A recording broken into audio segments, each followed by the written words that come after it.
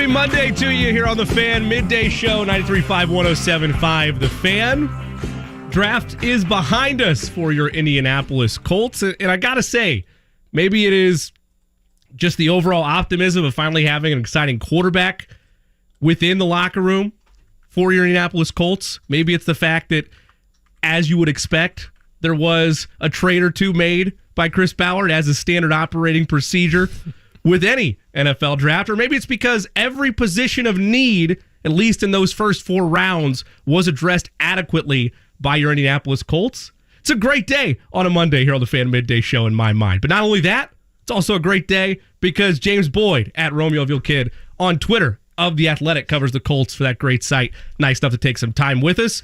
James, great to have you in here. And in terms of looking back at just those first 4 rounds before we expand big picture for the draft, felt like you needed some premium positions addressed. Chris Ballard did not shy away from getting those done within the early goings over the weekend. No, I thought that the positions he hit were obvious ones. The biggest hole being quarterback. I mean, yeah. I've got the Cliff Notes version. I didn't grow up in Indianapolis or Indiana, but I know that this franchise has been defined by quarterback play, at least since moving here. Peyton Manning, Andrew Luck. If those guys haven't been at the controls, it hasn't looked good. And now you have Anthony Richardson, who was unlike anything we've ever seen before, who's coming in and he's confident that he can, take that torch and ignite it and do it his own way. But it's very exciting to have him in the building. And then obviously Juliuis Brents, the Indy native, Warren Central, talked to his high school coach a few weeks back for a story I did, just thinking maybe they pick him, and they did, and I look like a genius, but I promise you I'm not. And then you got Josh Downs in the 3rd round, wide receiver. The only knock on him is his size. Everything else is off the charts, but he seems like, a playmaker who kind of changes the dynamic of that room. And in the 4th round pick, the top 4th round pick was Blake Freeland, a swing tackle, which they needed. The offensive line has to be addressed.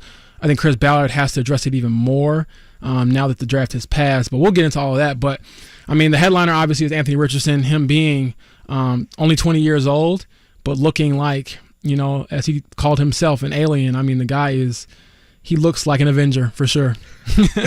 Yeah, I know you and I were joking, and Eddie Garrison with us as well, before it went on the air about your interactions with Anthony Richardson at the Combine. And regardless of his camp, him himself, where he views his current body of work for the NFL, whether he starts week 1, whether he starts week 6, whether he doesn't start until 2024, whatever the pathway is for the Colts, even though based on what they're saying right now, or at least what Jim Irsay is saying right now, you always take that with a grain of salt, but you would think that perhaps it will be an inevitable appearance for Anthony Richardson in 2023 at some point.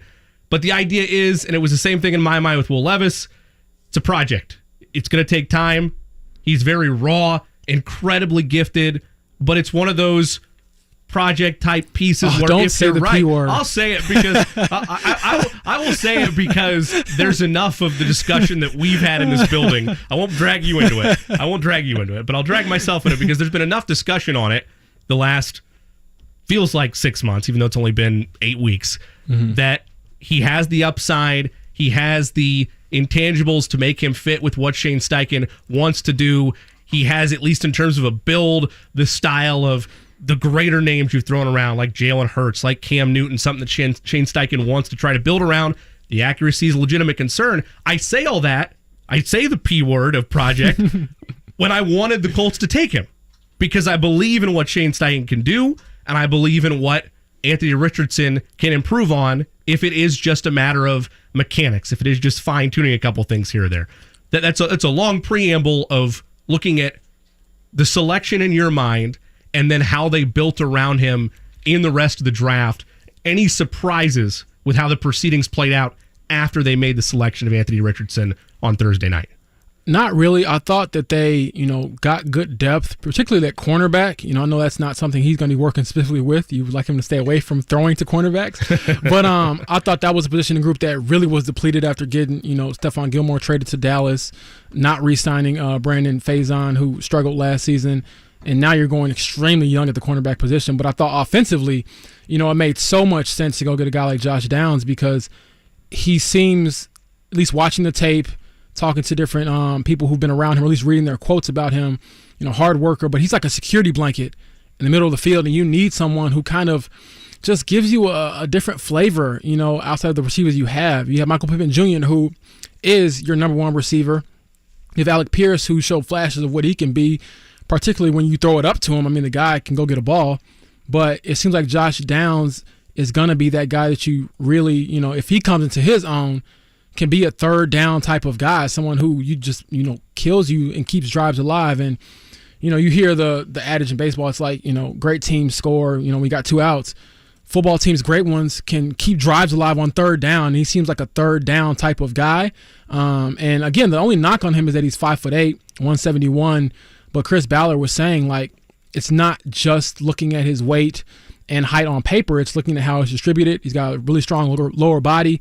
And I think it's something to be said on the flip side, kind of, than Anthony Richardson, is that Josh Downs was prolific at, North Carolina. He caught 22 touchdowns in 3 seasons. And the first season he played, I think he had 7 catches and 3 touchdowns. So, like, you like that ratio a lot, right? Yeah. But I think that, again, he was one of 5 receivers in program history to have 2,000-yard seasons.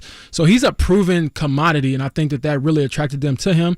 Chris Ballard even said, we tried to trade up for about 30 minutes to get this guy. We weren't able to do it. How hard were you trying to trade up? Probably we're saying, no, it's not that much. But I think that they really, really feel good about what they got, as far as another playmaker that fills that hole that Paris Campbell left by leaving the free agency. And then you go out and get an offensive tackle on Blake Freeland, who is a big guy, long guy, athletic guy. All these guys are athletic, which is something we could talk about more. But I thought that the only thing that I was a bit shocked about was they didn't address, like, the guard position, right guard, earlier. That was my one thing. Will Fries showed some progress last season, same with Bernard Ryman. But those 2 guys, if you're going to bank on Ryan Kelly, Quentin Nelson, Braden Smith coming back and being better, I get it. You paid them a lot of money, and maybe they do, feel reinvigorated or get some things figured out on that side. I would trust, that those guys, the veterans, can kind of get it together. But, I mean, and you can't, how much money can you pay an offensive line? So It just felt like you can get a premium guy at right guard, at that 44, 35 spot before they trade it back. But, we'll have to see what Chris Ballard said. That's my only thing is, like he said last season, he's going to trust that some of these young guys are going to step up, and it, like, blew up in his face. So, again, I'm asking, like, you have to have a plan. Are you going out and getting a veteran right guard? Dalton Risner is out there. Do you go and pay him? Again, you already paid a lot of money to the offensive line. Do you pay more? Because at the end of the day, as much as Anthony Richardson is an athlete and much he can break tackles, he broke 39 last season, 4th in the FBS. I mean, you don't want the guy running for his life like all 3 quarterbacks were last year. For me, and you mentioned a number of the different prospects and avenues the Colts now have to address post-draft, but for me, going back to Downs for a second, and it felt like whether I was reading The Beast from Dane Brugler, whether I was reading your scouting report, whether it was Kevin Bowens here locally, whether it was more of the national conversations like that of Daniel Jeremiah, a number of wide receivers in the full in-depth scouting report, the analysis on them was such. Best in the slot. Right, a lot of slot weapons right out of the gate in terms of what these receivers can be. Now, a handful of size options as well, but for the most part, a lot of undersized receivers with speed that are either good route runners or able to get separation because of how fast they are. And you look at Downs, a combination of both. You read his report and you watch him on film, great route runner, able to find holes within defenses to a point where if you have a possession guy like Michael Pittman Jr. and you're expecting another leap from Alec Pierce this year, you're not expecting the same leap from Josh Downs. But if he is able to learn Shane Steichen's offense enough to be an impact guy, whether it's within space or whether it's just finding an opportunity as Anthony Richardson is going into his progressions, he's the type of wideout where, based on where they got him and what he can do for your team, paired along with his fellow rookie mate in Anthony Richardson, I think it gives a sense of potency and a sense of opportunity for this Colts offense, even if it is Gardner Minshew under center week 1. Yeah, and then to point out, I guess I buried the lead, Reggie Wayne vouched for Josh Downs.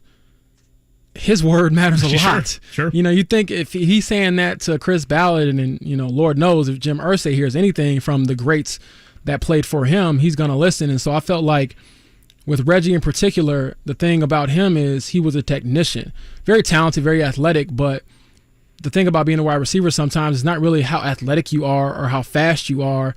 It's can you get open? And I think that Reggie really appreciated the performance that Josh Downs put, on display at the NFL scouting combine here in Indy, where he was constantly showing, I have the footwork, I have the throttle, I can, throttle up, throttle down, I can hesitate, I can get open. That's what matters. It doesn't really matter, if you got this blazing speed or not, or, great hands or whatever. If you can't get open, get open. And that's what he does at a very high level. And I think that that's something that, again, when Anthony Richardson eventually sees the field, which I would expect to be at some point this season, he's someone who could give you a bit of a deep breath, and you can kind of trust to get you some rhythm. And I do think a lot of that is going to be incorporated in Anthony Richardson's game, and his development is the rhythm throws, the easier ones, the completion, something to give you some confidence before you just throw him out there and say, hey, run our entire offense and do everything and get every check. It's like, play a few passes, get in a rhythm, keep the defense honest, and we'll talk about it more. But I even think that, and I asked Shane Steichen this,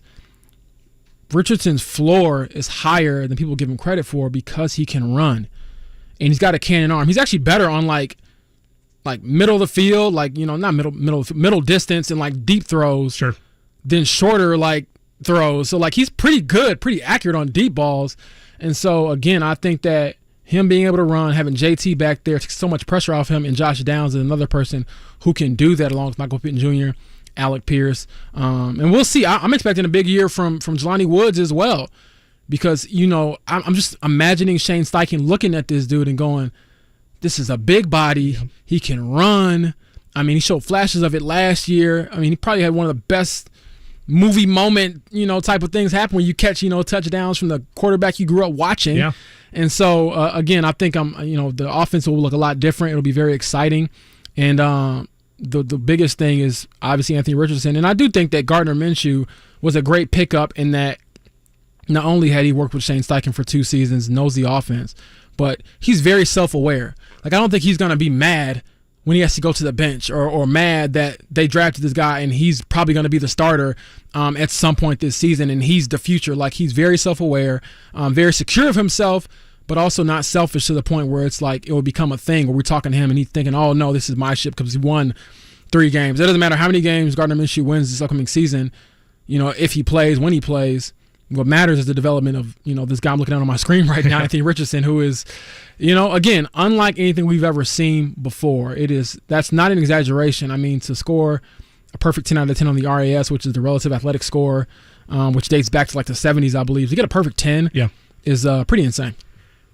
When you look at Anthony Richardson's future, and this is a conversation that's going to be the next big talking point, not just within our market on the radio side, but also your side of things covering the team from the Athletic and just in general, all of our beat writers that cover the Colts, is does he start week 1? Does he not start week 1? And that's not my question for you as much as it is your philosophy when looking at young quarterbacks across time or across more of the last 5 or 6 years. For me, I almost come into it thinking, okay, I want him to sit and I want him to learn for a second, take in the offense, be a sponge in that regard, let Minshew kind of steer the ship for the first couple of weeks. Doesn't even have to be the whole year necessarily, but let him get his bearings and then throw him out there. But then the more I look at, and this has just been the overwhelming conversation or negative point toward Richardson is the reps, the lack of games started, the lack of pass attempts thrown. And I don't think that's as big a deal as people make it out to be, but repetition is law in any walk of life. The more you do something, in theory, if you have potential, you're going to get better at it as you learn from mistakes. So now I'm almost to a point, and again, this is just in a couple days' time as I've thought about it more, let him go out there day 1, have the growing pains, have the mistakes be made, as long as, this is a key one for me, the offensive line, to your larger point, is addressed. Because if he's forced to bail on pockets all the time because he doesn't trust the offensive line and bad habits are formed that way, that to me is worse than anything. So as long as they do what you've outlined, which is have a clear understanding of what this offensive line is going to be next year, and they're able to take a leap back to form from where they were 2 years ago, I'm fine with throwing him out there week 1. In your mind, with a young quarterback, do you have a preference one way or the other? No, I really don't. I think it depends on the situation. I know we could talk about Aaron Rodgers had to sit and Patrick Mahomes sat, sure, but those teams also had really good quarterbacks in place already. So that's a difference for me. Mm-hmm. If the Colts were Detroit, where they had a quarterback, he might not be your future, but he's good enough to get you to the playoffs and win some games and give you a chance to make a run possibly, and there's no pressure to really play that guy, then it makes sense for him to kind of come along slower. But I think that the Colts are in a position where, you've tried to plug in and just put a Band-Aid on that position for so long that you have to give your prize rookie a shot. And I also don't think that you can fairly evaluate, what he could be if you just don't play him at all and don't play him enough, really. I think that he has to at least, get significant amount of game reps to grow. And I thought that as much as Jim Irsay was talking about him being a superhero, and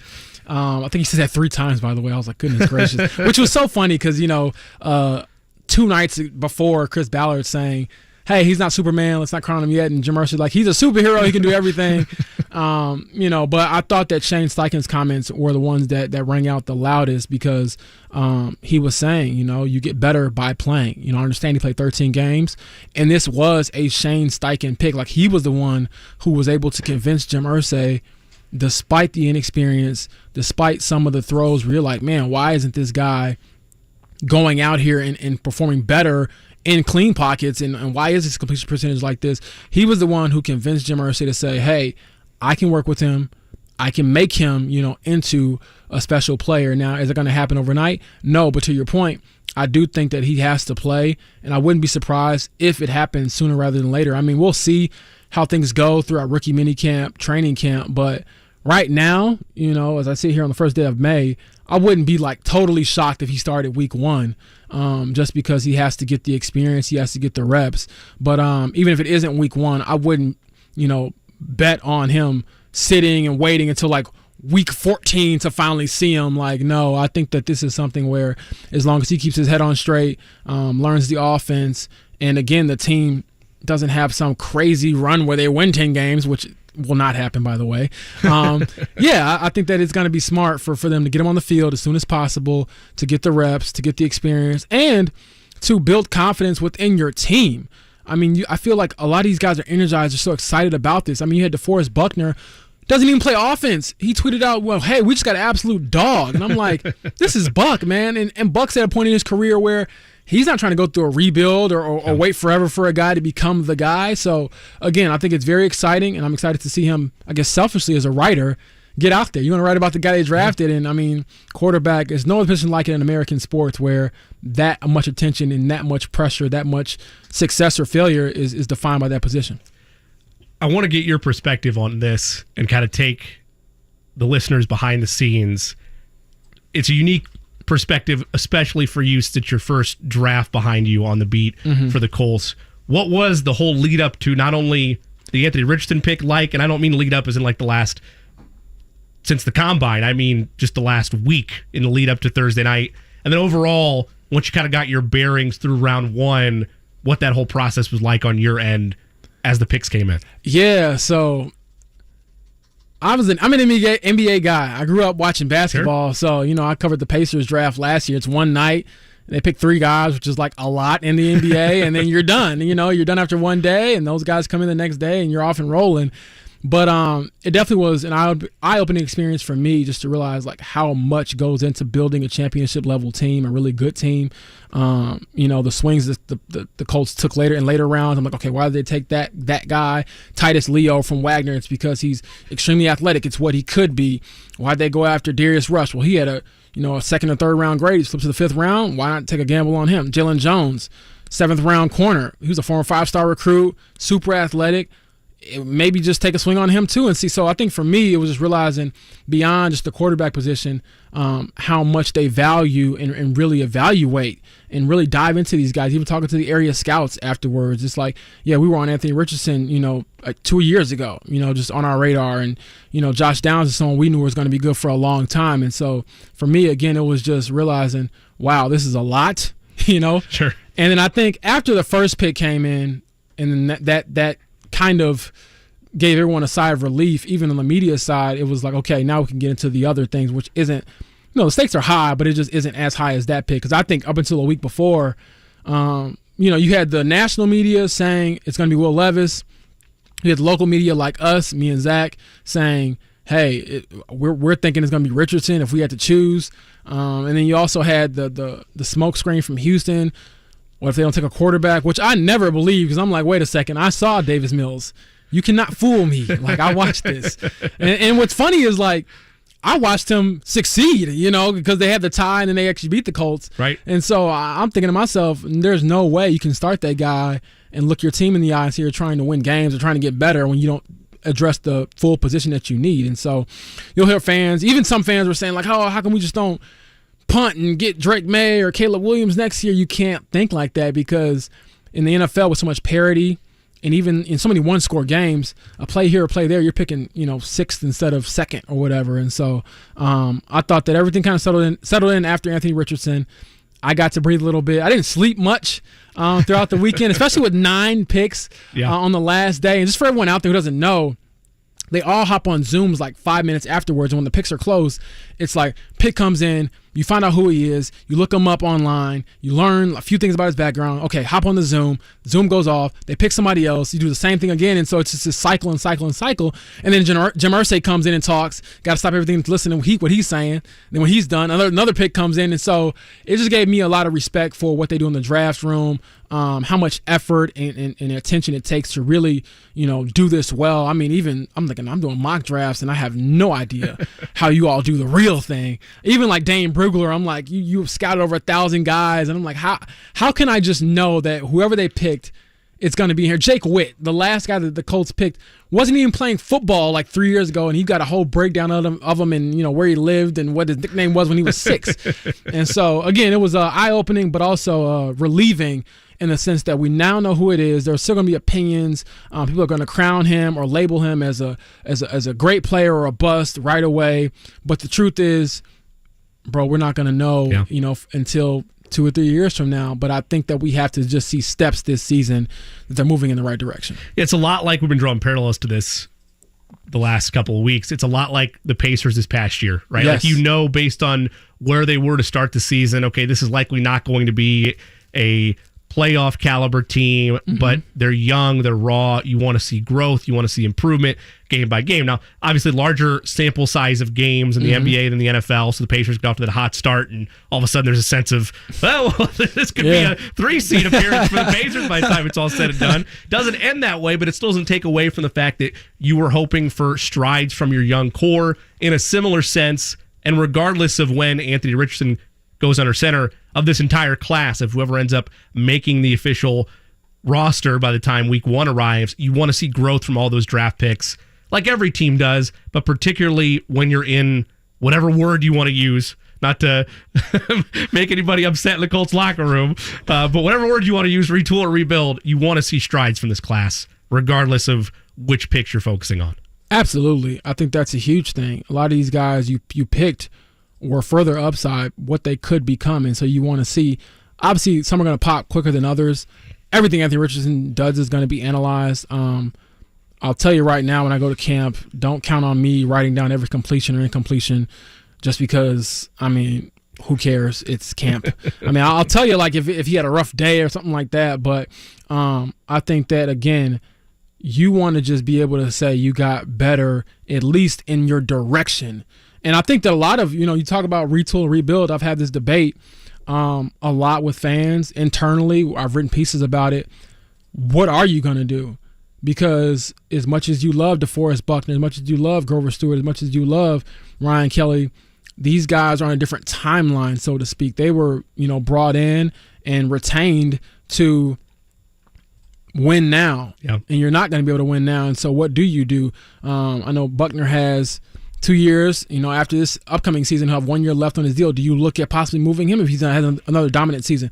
I'm not saying that you have to, but you at least have to consider it, just because, again, you have players who are ready now, and then the one most important player might not be. So glad I don't have to make that decision. We'll get there when we get there. But I do think this season alone will be very big. And I also think that it's important to weigh how valuable it is to have veterans in your locker room. You can't just go all young and trade everybody away and then tell them, okay, go succeed. You need a veteran presence. DeForest Buckner brings a lot to the locker room. Same thing with Grover Stewart, who is the most jovial, happy, menacing dude. Jimmy, he gave me a nice little tap on the arm, after a game last season. And I was like, wait a second, I'm only $150, man. You can't be hitting me like that. And, oh, man, I'm sorry. And in this Southern drawl, and he's cool. But, again, I think that you just want to see something that tells you, okay, we have a direction now. Because for 4 years after Andrew Luck retired, it was directionless. It was sporadic. It was inconsistent. I mean, you look at, like, we had that crazy stat where it's like 7 or 6 different starting quarterbacks in week 1 in as many years. Yep. And that's something that's unheard of in the NFL. Now, you were given the ultimate curveball with Andrew Luck retiring. Don't have to rehash that too much. I hear you, Colts fans. But now you have your guy. You're hoping to build around that guy. And also you're hoping that, again, some of these other players, pop as well. I mean, you got Adetomiwa Adebawore, who I hope I'm saying his name right, Adetomiwa. He says he likes to, his full name and to be pronounced and written that way, which I will respect. Mm-hmm.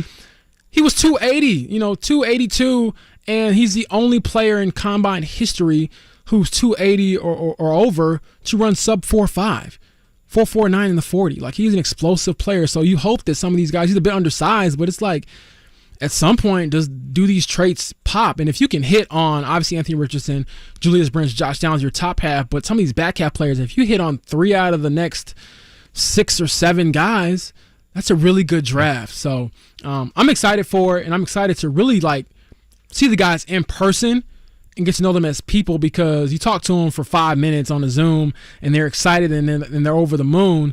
But I love, and just selfishly as a writer, as a human being, how do you act? How do you respond when adversity hits?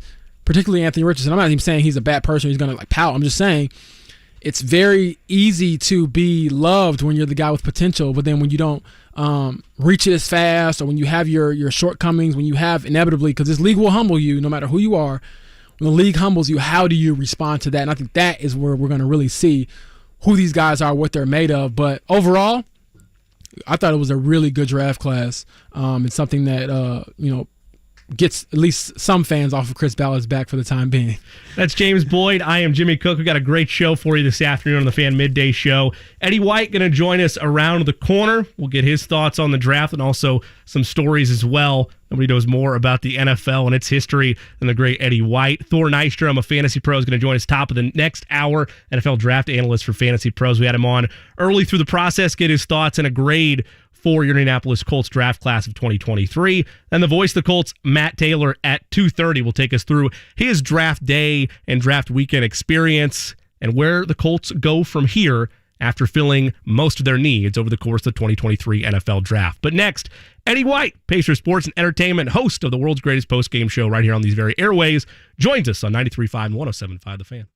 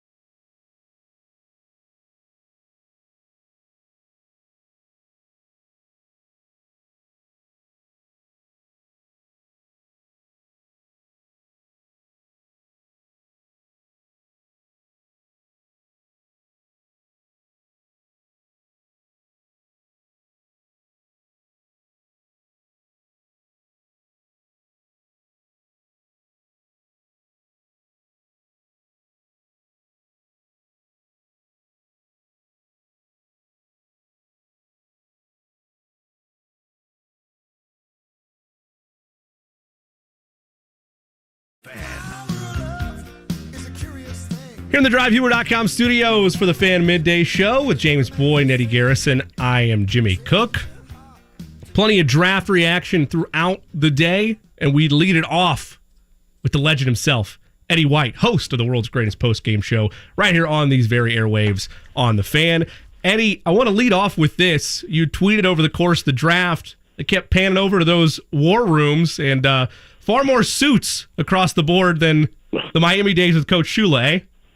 Oh, my God. You mean, the game has changed so much. The league has changed so much. I mean, when I was with the Dolphins, those are the days when the draft was all in one day, and you went all night. You know, there's a zillion rounds, and I can remember drafting till midnight.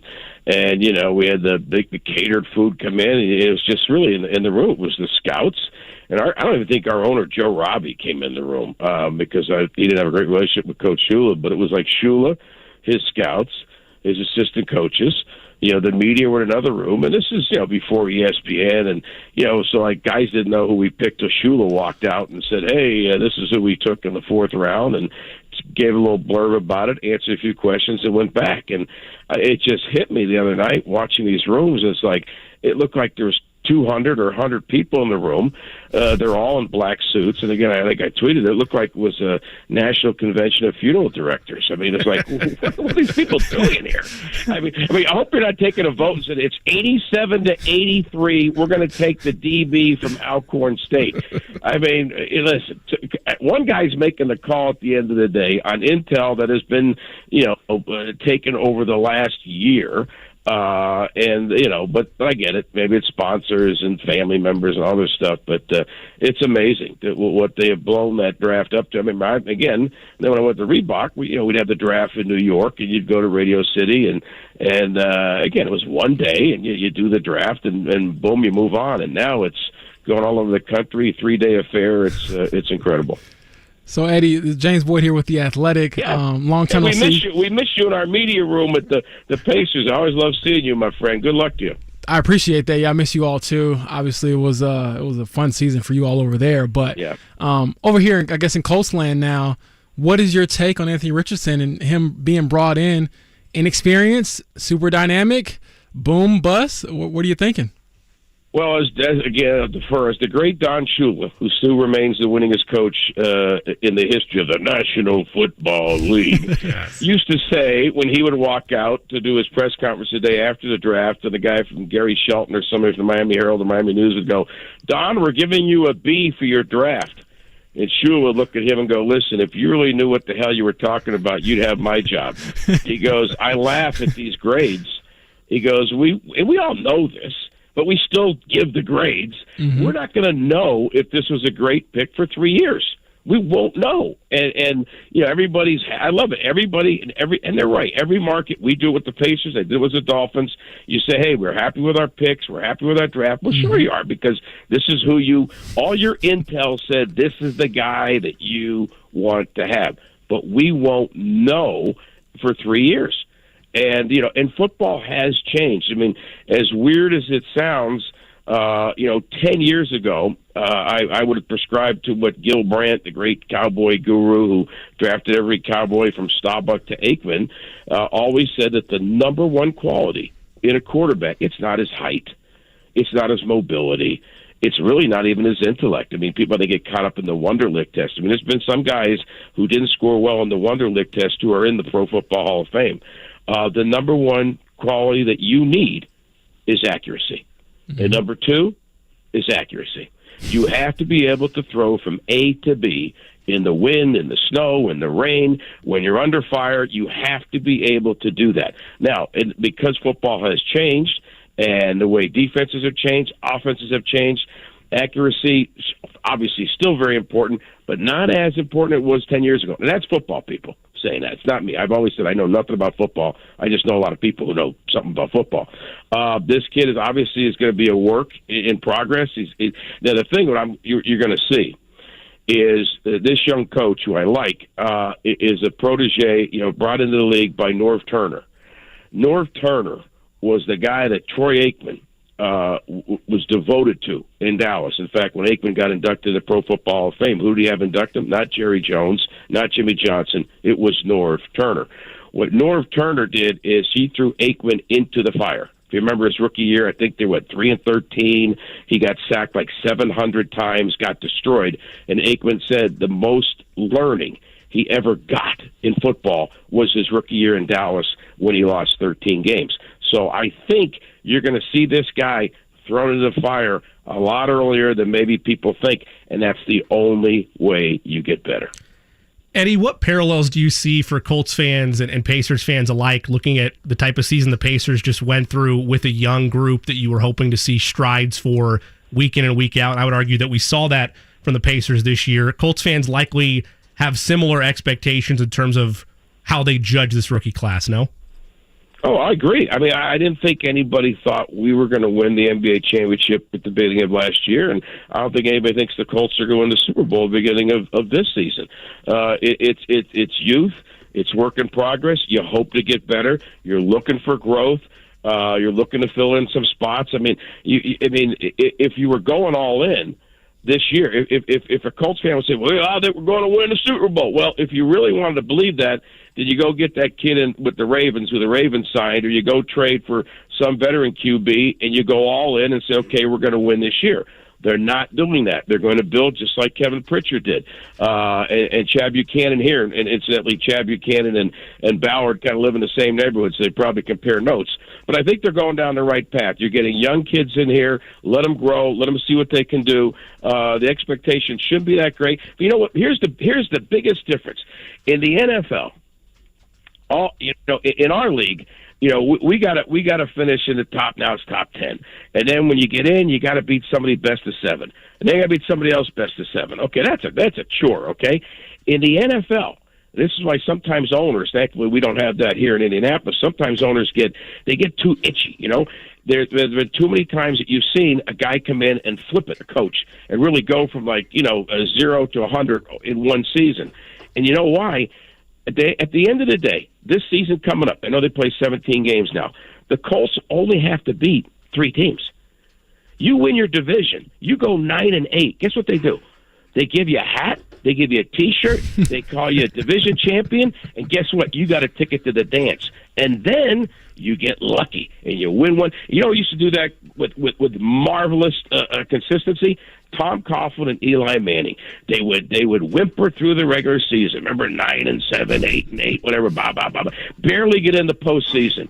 And what they do? Flip the switch, boom, Super Bowl, boom, Super Bowl. 2-time Super Bowl champions, Tom Coughlin, Eli Manning. So you get in the dance, and all you got to do is beat 3 teams.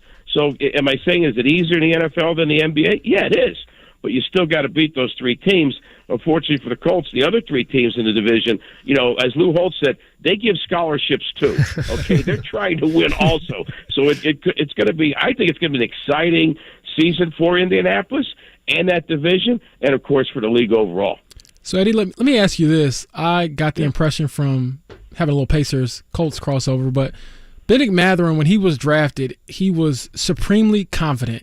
He was someone who, it was borderline almost arrogance. It was like, who is this kid? Why is he so confident? Why does he think he can be this good? And I think that fuels him and it makes him, a part of who he is. I think Anthony Richardson had a little bit of that, same kind of makeup where it's like I hear the people who criticize my game or have, critiques of what I can do. But then there's also that defiance, I'm going to be great mentality. And how do you think that can inject some energy and just some passion or maybe just some belief into a franchise that's, I guess on similar timelines as far as, finding new franchise pieces? I think it's imperative. I try to tell my son this. There is a fine line, I guess, between being confident and being cocky.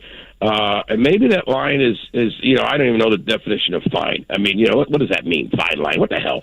But the important thing is listen, James, you go to the Athletic, okay? You were at Indy Star. You got to walk to the Athletic going, I am, if not the best, I'm one of the best writers covering the National Football League. If you don't believe that, you shouldn't have that freaking gig. Captain Cook, my guy there, you have to believe, you know what, I know right now I am, and I'm going to even get better, be one of the best radio guys they've ever had in Indianapolis. You have to believe that. When I was with the Dolphins, Danny Marino believed he was the best quarterback in football. I mean, you have to believe it. Now, besides your mother and your father, who also believe that, there may be thousands of people that go, no, you're not the best writer at The Athletic, or Eddie, you're not the best sports PR guy in the world, or no, you're not. That's fine. That's the noise. That's the outside. But in my locker room, in my newsroom, in my studio, I believe I'm the best, and I got to get the people around me, my producer, my other people, my contacts, if I'm a writer, to believe that I'm the best. And that's whether it's Benedict Maturin or it's a young QB with the Colts, Richardson. They have to believe that. Now, it's tough when you come in. You haven't done anything yet. You don't have a body of work. I mean, Benedict, of course, he kind of poked LeBron way back in the day, kind of opened it up for the guy from Memphis to kind of finish the deal. But you have to have that. And then now it's working on the craft. It's working to get better as a player, working to get better as a leader, and whatever. But yes, you cannot walk in going, listen. I spent a lot of years with some great coaches, Coach Shula, and when I was at Reebok, worked with Belichick and those other guys. But the guy who was the maestro at how to spin things, it was Lou Holtz. Lou Holtz would walk into that locker room at Notre Dame, and he would have those guys totally convinced that they were the best team in football. And again, Lou Holtz he's the last coach to ever lead Notre Dame to a national championship, which is hard to believe. But then he'd go out to the media, and Coach Holtz would walk in, 7-1 Notre Dame, get ready to play 1-7 Air Force. And what would Lou Holtz say? I tell you what, Air Force is the best 1-7 football team in the country. We'll be lucky to beat Air Force. I tell you, we got to fly all the way out there. He would make it look like we have no chance to beat Air Force. But in that locker room, he built the confidence internally. It was his way to do it under the table, where nowadays kind of guys want to do it over the table. But to try to shorten it up, because I get going, yes, you need that confidence. And I love the fact that I have a young quarterback saying, I love what he said in the press conference. He talked about confidence, but he also talked about getting to work. And the other thing is, we had the Fever opening day the other day. We talked to the kids and reminded them that, I can remember coming to the office here at 8 o'clock, 8:30, 10 years ago. And when we walk in the entry pavilion, look over the gym down in the bottom, and I'd see this one lone basketball going in the air. It was an hour and a half before Fever practice. And I'd go downstairs, open the door, and it was always the same person in there shooting. It was Tamika Catchings. Now, me being goofy, I'd say, T, you got the gig. You made the team. You're good, It just showed the greatness of her was always working hard, putting in the extra time. If the QB does that and Benedict Maturin does that, we're going to have two more superstars in the city, just like Tamika Catchings. Eddie White with us, Pacers Overtime host, the world's greatest post-game show, Pacers.com. You can follow him on Twitter at Eddie White3. Eddie, maybe I'm overblowing this a little bit, but in a day of social media dominating left and right, it always impresses me when secrets are kept close to the chest. What goes into that on the PR, on the front office side? Because I still couldn't believe, even up until moments before the pick was made, the Colts had kept it a secret they were going to take Anthony Richardson at 4. Well, I always and James, you lived this year. Yeah. I always laugh because I've been going to every combine since the first two. Because I moved here from Miami when I think the second or third combine, and I've seen that grow. And so I've been there. I love Combine Week. I love when the Pacers are home because a lot of those guys want to come to see us play. But you go over and you're at Prime 47 and da-da-da-da. And I just joke, having been a PR guy for an NFL team, it's the greatest game of liar's poker ever. No one tells you the truth. I used to joke when Gil Brandt say, "Hey, we're going to go to St. Elmo's." I go, "You tell the truth, or you're really going to IREs? Come on, tell me the truth." Because no one tells the truth. And I love when a guy says, "Well, I was talking to a guy from the Titans, and they really like." I stop them. I go, "Let me ask you a question. Do you really think whoever that person was, that usually it's not the head guy, it's usually the assistant GM trying to score points with a Schefter or some insider? That's how that stuff works." I almost said a bad word there. But it's like they lie. Everybody lies. And you want deflection. You want somebody to think that you're looking at A when you're really looking at D, because they're going to think, well, he's lying to me about A, so he's really looking at B, all the while I'm looking at D. So the lying goes on left and right, and it doesn't. Bill Polian was great at that. Remember when he took Edger and James? Where'd that come from? I mean, it's like you just lie, you deflect. It happens all the time, and sometimes you're able to pull it out. And again, sometimes you got to have a locked up front office, and usually you don't tell too many people. I mean, you know what? I wouldn't even tell the PR guy. In fact, I wouldn't want to know.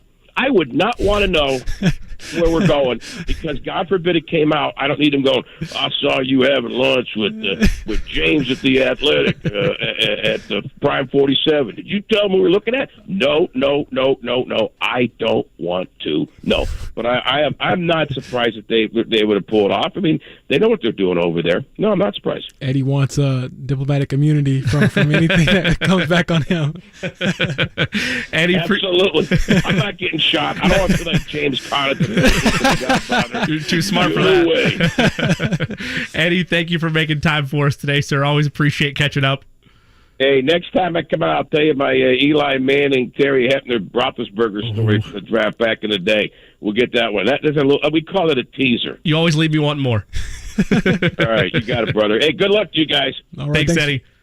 That's Eddie White, Pacers Overtime host of Pacers Sports and Entertainment. You can follow him on Twitter at Eddie White 3. Always good to get his perspective, and in general, just the amount of, across all sports he's been a part of. Always nice to get his take on things. We're going to take a quick break.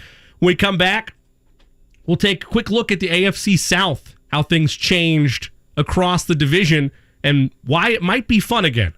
That's 93.5 107.5 The Fan after the break.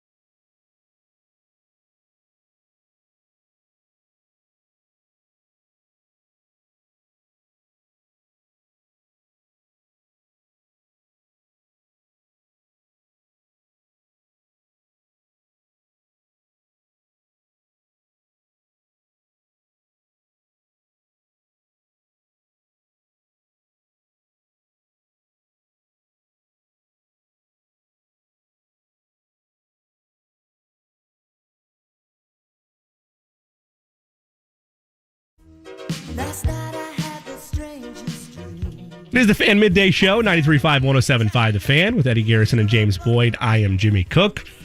AFC South looks a whole lot different than it did a week ago. You can go pick by pick for that, but if you really want the clear and concise definition of why it's different, most of the quarterbacks that were at the very top of this draft class now reside in the AFC South. Everybody's giving chase to not only that arms race that's taking place in the entire AFC, but within division, everybody's chasing Trevor Lawrence, Doug Peterson, the Jags, James. Yeah, I'm excited about it. I didn't think it would happen like this, that the three rookies, the top three rookie quarterbacks would be in the same division. But I think it'll be a great test. Even like the Colts faced the Panthers on the road this year, so we'll see Bryce Young. Maybe we'll see some David and Goliath type of comparisons there. So that'll be very exciting. I do think that for the Colts, you are confident in your guy. You trust that your guy can become, a star player, a franchise quarterback. But the doubter in me, I guess, or the person who's a little cynical is like, you better hope that CJ Stroud isn't great. Because if he is, oh my goodness, like, could you imagine you had the chance to move up for a guy like that and you didn't, and then he kicks your butt for 15 years. So obviously we don't know what's going to happen, down the line just yet. But that's something to keep in mind, because I do think that because of, like any draft class, you're going to be tethered to guys who went in the same year as you. But these three in particular, with Levis dropping and then going to Tennessee, you're going to be tethered together because you're in the same division. You're going to face each other. There are going to be a lot of head-to-head matchups and chances to really, say this guy is better than this guy. I know football doesn't work like that. I know Mina Kimes always says, wins aren't a QB stat. Yeah. But I'm big on that. But they also, that drives a lot of the narrative. Mm-hmm. Whether it's fair or not, you're going to be defined by, did you beat that guy? And I also think that if, both teams sit on their quarterback, all three of them, it just makes the AFC even that more loaded at quarterback, at that position. So, you already have the top dog in Patrick Mahomes, who everyone is chasing. You have Josh Allen. In your division, you got Trevor Lawrence, who, got a much better coach and looked like, a number one pick, a guy who could be a franchise guy, a superstar in this league. And so he's a really good example of, if you get the quarterback, get the coaching, and how quickly that can come together. Obviously, he was further along than Anthony Richardson is as far as development and skills and things like that. But I think that the Colts are in a good spot, but you're also always going to be looking over. I know Jim Irsay in particular, you can't lose to Houston, twice next season or tie him or whatever. And one of the funniest things that he said, I wasn't at the owners' meetings, but Zach Kiefer was there sending me back the audio, and I was transcribing and things like that. And Jim Irsay still wants to win that season opener, whether it's against Houston or somebody else. He still wants to, be in the thick of things. He doesn't want to get bullied by these certain franchises. And we'll see how it all plays out, because it can go really good, really bad. It could be evenly matched. It can be, an instance where you're just going back and forth, Peyton Manning and Tom Brady-esque type of thing. So we'll see. The bigger one for me will be Levis, just because that's who was available based on what the Colts said. They were never going to trade up. They had a door one, door two. They chose Anthony Richardson. The fact that he ends up in Tennessee, that's one, and I know you'll be doing the same, that I'll always tether more so than Stroud, just because the Colts were honest with us about one thing, and that was we didn't see the need to trade up to get our guy. Yeah, and I think also, how many owners are going to come out and say, if we didn't get our guy, we would have gone and got Will Levis? And I thought that was a fascinating comment, because maybe people feel better about it if he had gone in the top 15 or top 20. But the fact that he dropped and you're saying, we probably would have still took him, I was like, is this you, Jim Irsay, saying this? Or what is your scouting department saying? Because from what I understand with the way that Will Levis fell, no knock on him. I think that he's an outstanding young man. I think that he works hard and all those things. But I also think that the league was saying, the same messages of the Colts, where we think that there's a gap between these two players, and obviously it was a pretty significant one. So we'll see. But, sometimes things work out where, you might not go where you want to go on draft night. And even Jalen Hurts with a questionable quarterback, I'm not saying Will Levis is going to be that, but some guys can be question marks, and then you look back and you're like, wow, that worked out perfectly for that franchise. And, even looking at the Eagles, they were able to get a really discounted Jalen Hurts because, he was a second-round pick, even more so than being a first-round pick. So I'm excited about it. I'll be, around to document all of it. I think there's something very special about being able to be at the beginning and see it all develop in real time. Chap was here to see Peyton Manning, Andrew Luck, all of it happened in real time. He's still here, and I'm excited to join him and kind of document it. We'll dive a little bit more into the AFC South and where the Colts reside within the lay of the land in the 2 o'clock hour. But coming up next, Thor Nystrom, NFL draft and college football analyst for Fantasy Pros, will get his grade and evaluation on the Colts draft and which teams he feels like really hit it out of the park over the course of the weekend. With James Boyd, I'm Jimmy Cook. Thor Nystrom is next on the Fan Midday Show.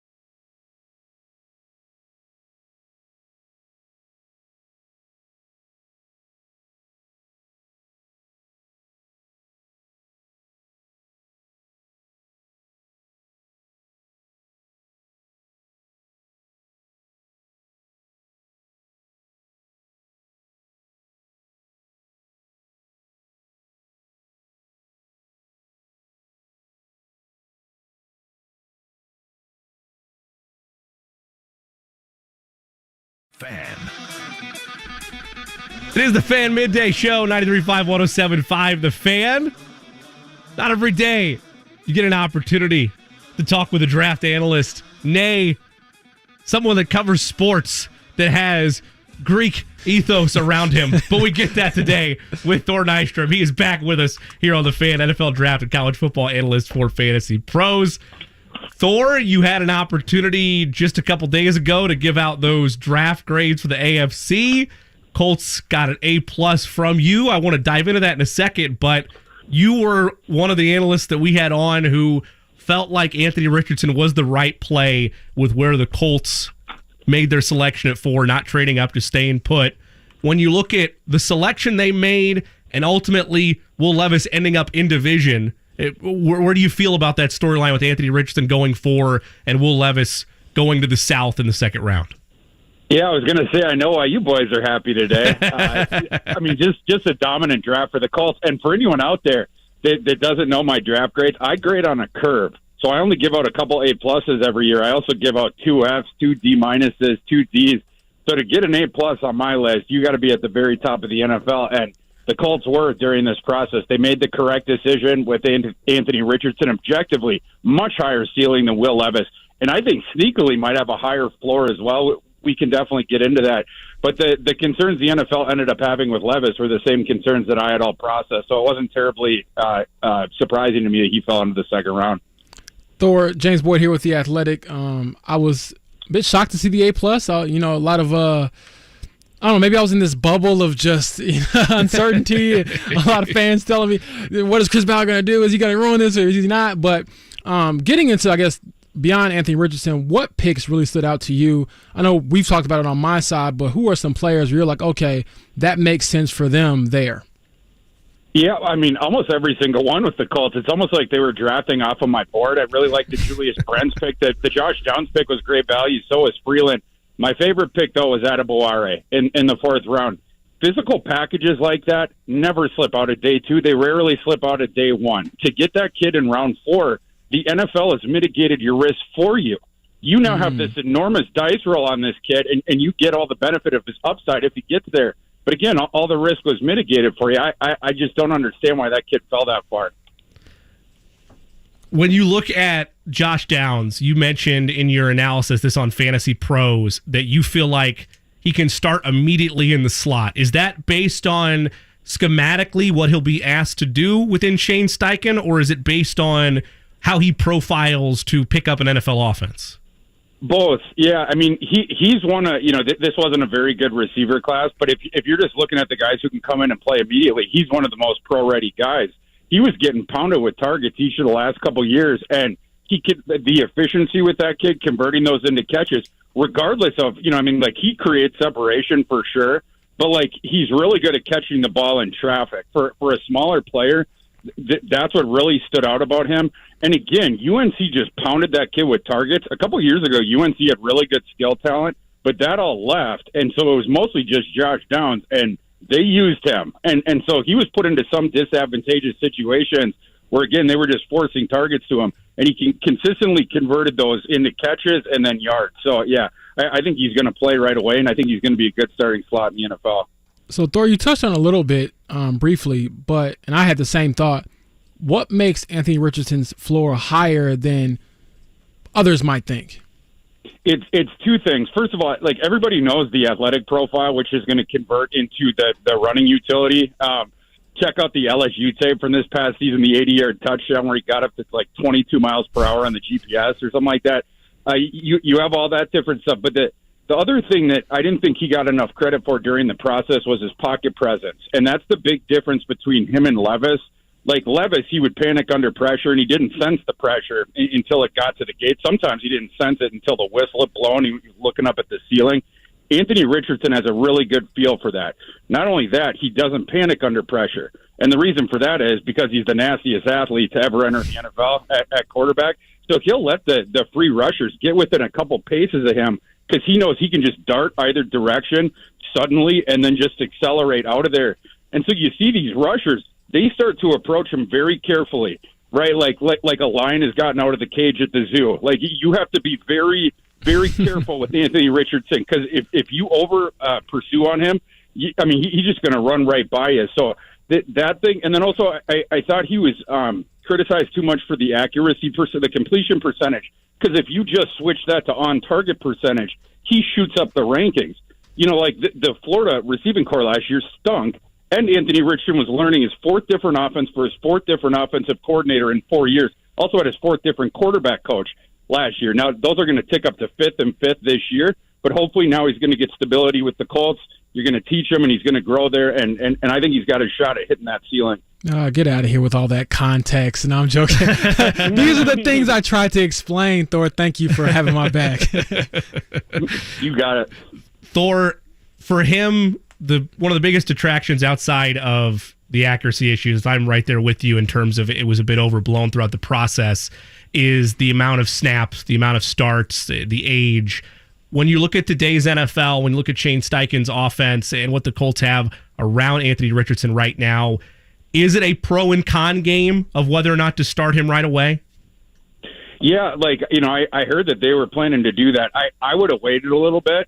But again, I don't think you're going to emotionally scar that kid by playing him early, because usually that's what happens with the guys that lack the pocket presence and are already skittish under pressure. That's not Anthony Richardson. So I don't think you're going to put scars on him. It's just for me, I think next year, I maybe would have wanted him to learn for just a little bit.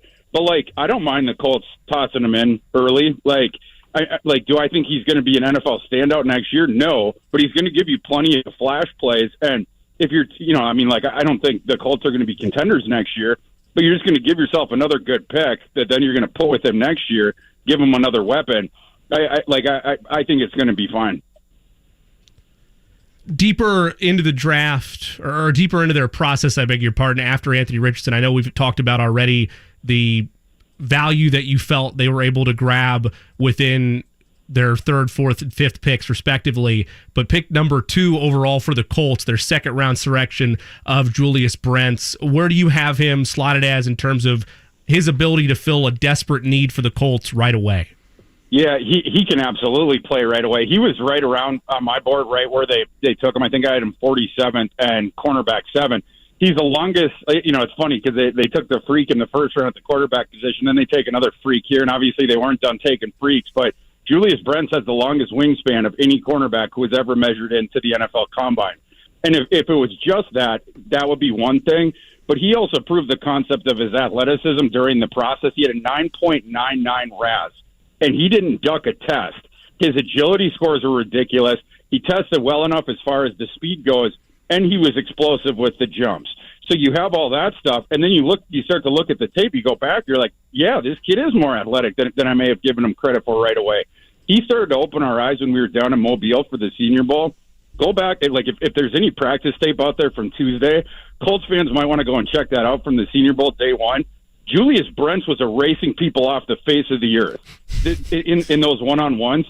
And generally in those events, like you guys know, those are heavily tilted towards the offense because you're just leaving a cornerback out on an island. But people couldn't get releases against Juliuis Brents. Even when they did, they couldn't shake him. That day, Tank Dell was destroying everybody because his movement and those one-on-one things is literally unfair. But he couldn't get beyond 5 yards against Juliuis Brents. Like, they were just blowing the whistle because he just wasn't letting him off the line, different stuff like that. So that was a really good pick in the second round. Like I said, a kid who's going to come in and start immediately. So here's one for you. Emo Ikiyor, hope I'm saying his last name right, Alabama. He had a 4th, 5th round grade, drops all the way out of the draft. The Colts signed him as an undrafted free agent. I don't know if you have any inside information or just your thoughts. Like, why do you think that he dropped completely out of the draft when everything I've read and about is he hasn't had any behavioral issues? He's a 3-year start at Alabama, a premier program, and still I think would have a decent chance of possibly making the Colts' roster, the undrafted free agent. I totally agree with that. Yeah, I mean, so I'm looking at my UDFA rankings right now. Ikiyor was definitely the best guy that the Colts signed, and I agree with you. He should have been drafted. I had a tough time with him because he's sort of an unorthodox player who's like in this like sawed off frame, and he's not as he's not as big as some of these other guards or whatever. But he's very springy, gets on you quick, and he can generate that power through the hips.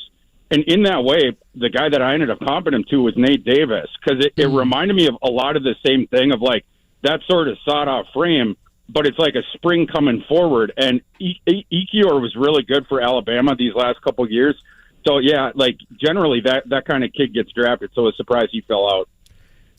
Thor, you had a C grade for the Houston Texans following their draft. How much, if any, of that went into the selection of Stroud, followed by the trade up and giving up their number one pick next year to go obtain Will Anderson Jr.?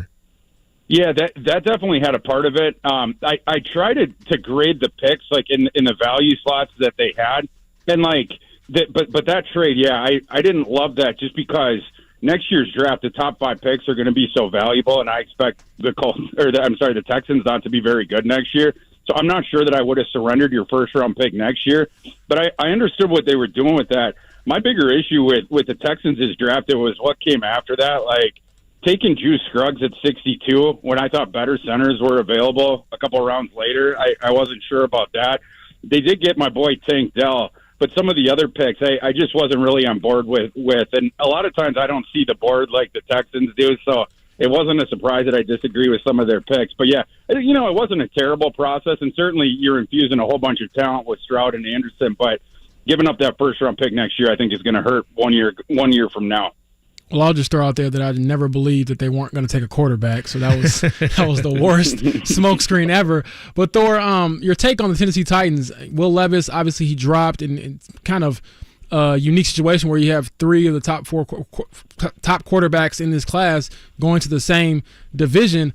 What did you think of their decision to take a swing on him after he fell out of the first round? Yeah, I mean, like, certainly I have the trepidations on Levis, but, I mean, like, at that price point, I'm okay with that because it's a long bridge and maybe even a leap of faith to think that you're going to be able to fix that pocket presence thing. It's the one thing I look for in quarterbacks where I identify the bust. It's the reason that I thought Zach Wilson was going to bust. It's the reason that I thought Drew Lock was going to bust. And Will Levis has that peccadillo. If you can fix that, yeah, he's going to be really good because he's got the golden right arm. The other thing with him, the mechanical thing, that thing can be fixed. Like, he throws with mechanics when he has his mind on it, but it's just he's too nonchalant there in the pocket. But the problem with that is when you go YOLO every time you have pressure in your face, how are you going to think that you're going to fix those mechanics and project that he's not going to start putting the ball up for grabs when he finally denotes that pressure is right in his face? So that was with him. But, like, at the 33rd slot, at the quarterback position, I'm okay taking that dice roll. I thought they made the correct decision in round 1 with Skoronski.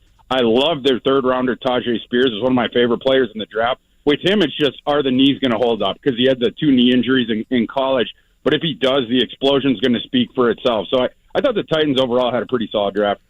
Thor Nystrom with us, NFL Draft college football analyst for Fantasy Pros. You can follow him on Twitter at ThorKU.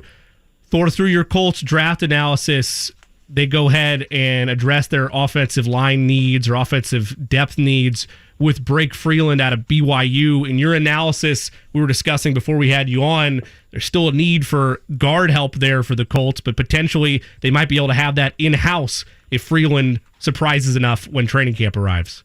Yeah, it wasn't a criticism at all of the Colts draft because I love the Colts draft and Freeland I thought was a great pick in the slot. But yeah, it did bring up that curiosity of like, the Colts absolutely needed the other guard, next to Quentin Johnson. And then you got your offensive line set. So it's interesting that they took Freeland, but in the value slot, again, great, and the talent dropped off a shelf at tackle right after that. But I'm wondering, like, are they going to kick their right tackle Smith? Is he going to get kicked to right guard now if Freeland comes in and surprises? If that's the case, that is a nasty offensive line. And I'm bullish on Freeland. Like, his testing spoke for itself. His play on tape spoke for itself. Obviously, he wasn't playing the top competition that some of these different guys were, but he answered enough questions for me where I ranked him well higher than the Colts drafted him. Thor, last thing on my end, who do you feel got the best value, I guess, non-Colts divisions? I know they got an A+. Who do you think got the best value within this draft? And then in terms of the Super Bowl participants, Eagles felt like knocked it out of the park. Kansas City, not so much in your mind. No, I thought, and generally I like the Chiefs' processes. I don't know what was going on with them this year. They took the 3 positions that they needed, but those positions, they were reaching for everybody. The other teams that I really liked were the Pittsburgh Steelers and the Philadelphia Eagles. I thought they both destroyed the draft process this year, consistently getting the values. Thor, always appreciate your work through this process. I've joked with James. We'll joke with any of our draft analysts we've had on. Get some rest, man. You deserve it. Appreciate all your hard work throughout this time. Okay. Thanks, boys. Appreciate you. That's Thor Nystrom of Fantasy Pros. Nice enough to take some time with us here on The Fan. And James, he brought up a lot of great points there, but I think the biggest thing for me that, I don't want to say it surprised me, but Thor speaks with a lot of confidence, and he's been doing this for a long time. The idea of Josh Downs starting right away, immediately taking over that slot position that maybe you could argue would have been set up for Isaiah McKenzie out of the gate based on the moves the Colts have made this offseason. That's exciting to me if I'm a Colts fan. The idea to see yet another weapon, particularly on the offensive side, that you're not going to have to wait on to see him out on the field. Yeah, I think that's a good chance that he had no guarantee it happens, obviously. Yeah, just his markup. Yeah, I had it in my depth chart that, he has a pretty good chance of being a starter, mainly because of the production at the college level. He's proven it time and time again, and as Thor said, when you're schemed for and you still produce at that level, again, it wasn't the SEC, which is usually the proving grounds. I know I might make some Big Ten fans out there a little upset, but when you can be schemed up in a Power 5 conference and be on the top of the scouting report and still get open and still produce, that matters. And I think that really, carries over. And again, when you're a technician and when Reggie Wayne is vouching for you, that says a lot about your character, your talent, and your ability to probably, contribute right away. The other one as well, out of Tamu Adebawore out of Northwestern. I mean, that was the biggest surprise for me in terms of the Colts being able to get him where they did. So many people had him higher up on their boards, and you look at, again, you're trying to mock out in general, not just with us that do it as an exercise, but the front offices that are doing it, making franchise-altering decisions with every draft. You mentioned the windows that are closing around some of the key pieces across the Colts defense. It's not to say it's guaranteed that Adebawore would be the answer, but with the skills that he has and just his overall athleticism, it at least gives you an option as you try to groom him into the next great piece along the Colts defensive line. Yeah, I do think, whatever happens going forward, you still need bigger, D tackles, 3-tech guys, and things like that. However, he should, have a chance to make impact plays this season, mainly because, you look at the line, there was a little bit of movement there. You lose a little bit of depth in the offseason, but I do think that he's a guy who can come in. He's a hard worker from what everyone says, and I know that's a cliche thing.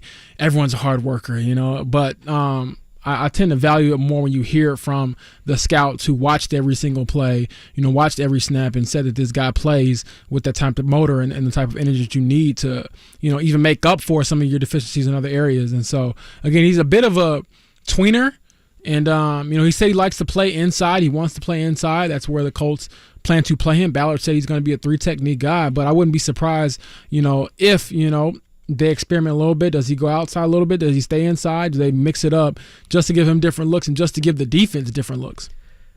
You look at his grade. We joked about it a little bit before the segment started that whenever I see glaring A+s or A's across the board, I don't know what it is. I try to be optimistic for the most part. It makes me start to be like, okay, there's a lot of flowers being thrown right now. Similar to your grade in terms of what Thor gave out there, or not as high? Yeah, I had him at a B+ because of the guard situation. Just don't know what's going on there. He made a good point. Maybe you kick Braden Smith inside, put Blake Freeland on the outside, but I'm also of the mindset that, you can't keep moving guys inside and outside. At some point, you got to tell a guy, and, you paid Braden Smith to be a right tackle. Yeah. You gave him a lot of money to be a right tackle. I'm not saying that you shouldn't experiment, but I get a little hesitant when you get to moving people around on the offensive line. And I had a great conversation with Ryan Kelly about this and just the nuances of, you forget that they're, experts in their field. They have PhDs in this, and so it's not as simple as just take this guy, move him inside, everything's going to be fine. It's a totally different position. There's similarities, of course, but it's not the same. And so Braden Smith could be able to adapt. Blake Freeland could pop so much that they forced to make a decision there. But I'm just tempted to think that it would be easier, maybe smoother sailing if you just get guys with that's their position, that's what they do, rather than trying to make them do something that they haven't done in a year or so. And so it's how quickly can Braden Smith become your right guard, in one summer as opposed to being a right tackle, which he's been for seasons. It's a little bit of that. So I'm glad I'm not making that decision. And then also, I guess he goes back to how much faith do you have in Tony Sperano Jr. being your new offensive line coach. I know Shane Steichen's really high on him, and I'm excited to see what happens with that unit, because as much as we talk about the quarterback, the wide receivers, the defensive backs, football is very simple in the aspect of you win in the trenches. And so what you do with the line of scrimmage matters, and I'm excited to see what they do with it. You mentioned earlier, though, the idea of spending more money on the offensive line. Is that factor in it? Again, we're playing a weird game of projecting Blake Freeland to instantly be able to start as a right tackle in the NFL. Like that. That's not something that Thor is doing lightly there, and it's more speculation. He says it just to clarify that. He's not saying this is what the Colts should do. He's saying if he surprises in camp, which is a massive leap there. But if we are playing out that scenario, is that more cost-effective in your mind, not having to spend more money on the line, or is what you're already paying Braden Smith to do that job as a right tackle overpowering that chance of that happening for you? Exactly. I do think that it'll come down to, if he pops. And obviously you would love that as a GM, as a coach, as a franchise, you can get guys on discounted deals. I mean, that's the whole point of pursuing Anthony Richardson, right? I had this long debate over the summer, or not over the summer, over the offseason until this point. Who's the best quarterback option for the Colts? The best option, the most proven option was Lamar Jackson, because he's a proven commodity. You know what you're getting. He's been an MVP. However, he's going to cost you, I think the numbers came out, $185 million guaranteed, $250+ million, and possibly some first-round picks. You get Anthony Richardson, it takes longer, but if he can become and reach his ceiling and become a superstar 2-3 years, I mean, those are really important years to build the rest of your roster, to find cost-effective moves in a similar sense to the offensive line. It's not as great as stakes, but obviously you would prefer that you can get a guy on a discounted contract who can be a starter in the NFL, who can be, that anchor up front. And so that's my biggest thing. And I just don't see Chris Ballard shelling out more money for the offensive line, which was the highest paid unit in the league last year. And again, they're the highest paid unit because they paid 3 guys, Nelson, Braden, and I'm blanking on the other one right now, Ryan Kelly. Yep. Exactly. So those 3 guys, I mean, those are the bulk of your pay. And so if you go out and get a guy like Dalton Risner, I was looking at his contract projections online yesterday at Spot Rack. They predict that he's worth, basically like $9 million a year. Are you willing to pay that, $32 million, $34 million for a 4-year contract to bolster your offensive line? Are you that sure that he's the answer? And so we'll see. I do think that, we might see some veterans, maybe some more cost-effective veteran signings, but I'm just saying, hey, Chris Ballard, you told us last year that you were going to believe in these guys, give them a chance, and it backfired tremendously. I just don't think you can go back into this offensive line unit, even with Blake Freeland there, and believe that everything's going to be okay. Everyone's just going to get it, and it's all going to come together, because things go wrong in this sport all the time. It's how you respond to it.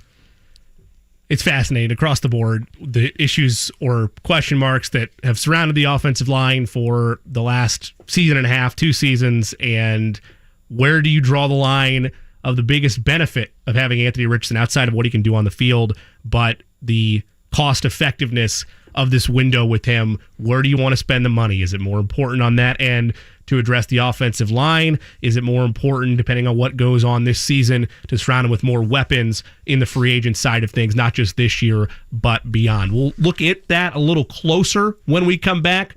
Plus, some history made last night in the NBA playoffs, setting the stage for a thrilling second round across the board in the association. We'll get to that and more after this on 93.5 and 107.5 The Fan.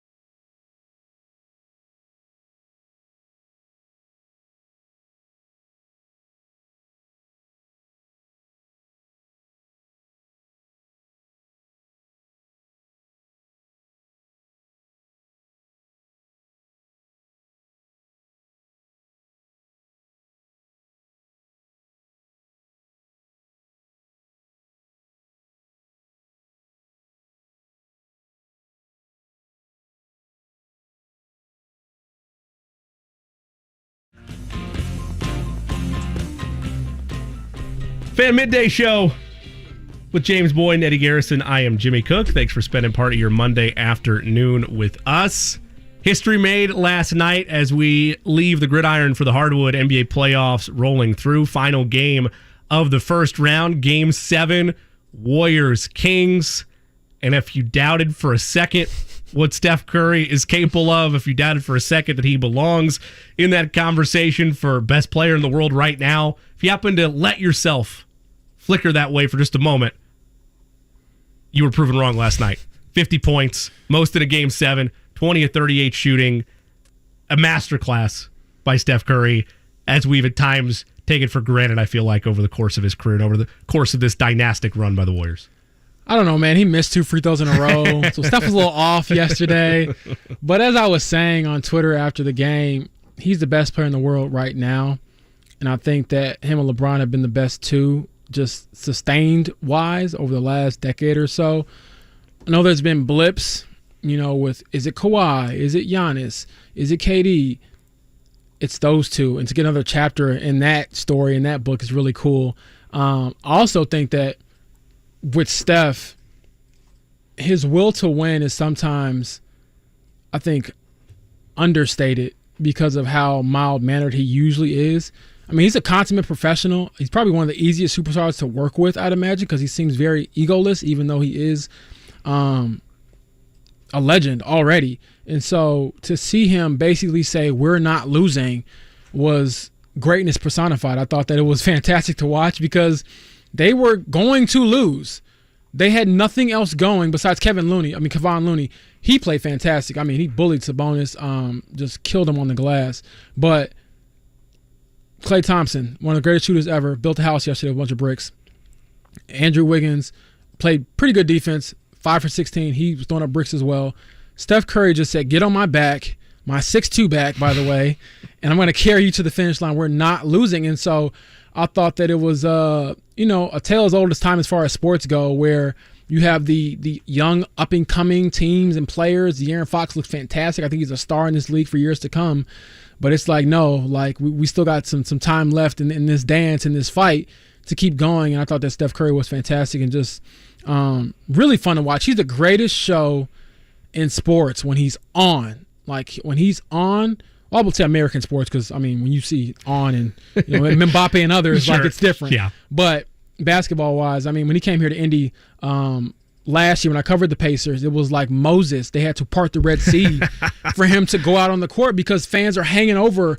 Can you sign this? And he could never sign every autograph because so many people love him and want to do that. And so I thought that it was just one of those things where you look back on and you're going to say, hey, remember that game that he had where he did X, Y, Z? And again, I have to dock him for the free throw shooting. Well, I'm glad you're keeping him honest in that regard.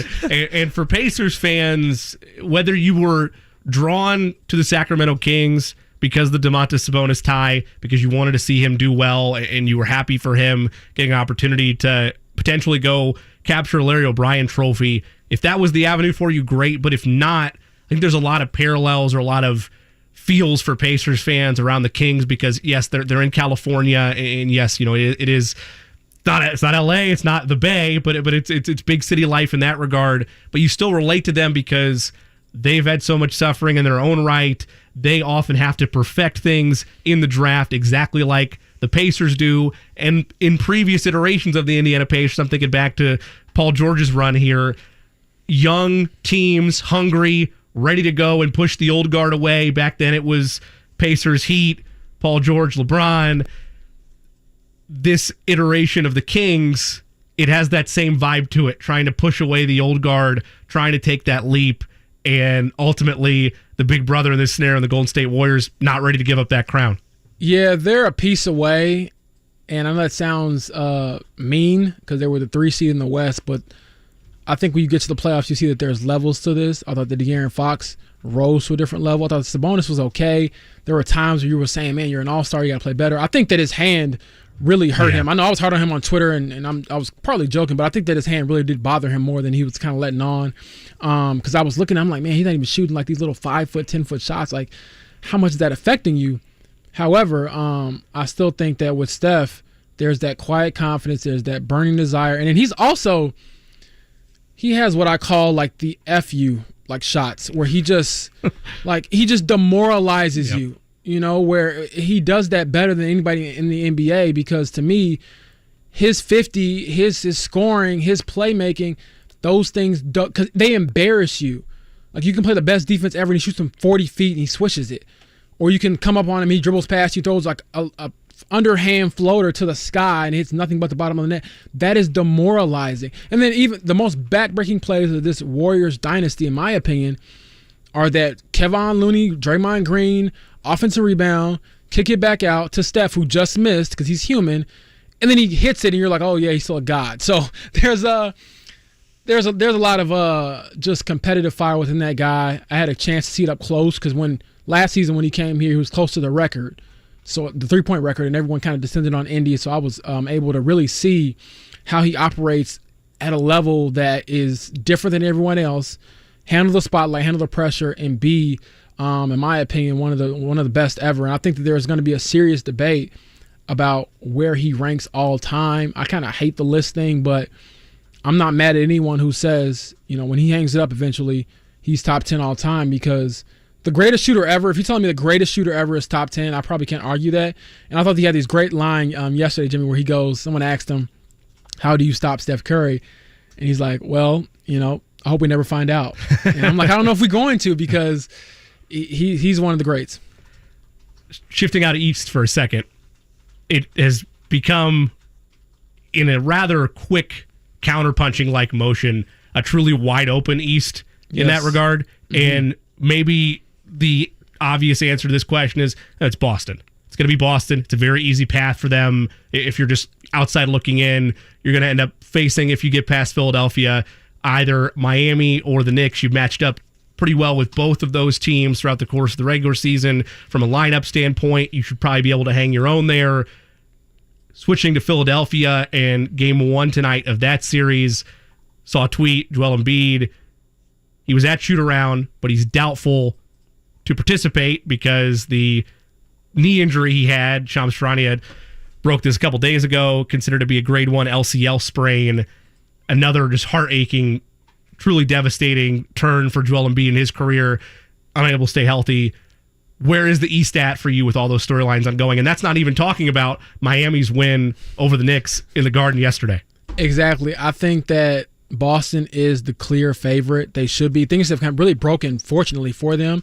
You get a little skeptical because they were letting the Hawks hang around, and I'm like, do your work. Like, because, you know, with any game in the playoffs, it's not just about winning the series, it's getting through the series as quick as possible, because an extra game means an extra chance for a guy to sprain an ankle, break a finger, whatever the case may be. So they got their stuff done. I think that they're battle-tested, having gone through last year, having been humbled by Steph Curry in the finals. They're hungry to get back there.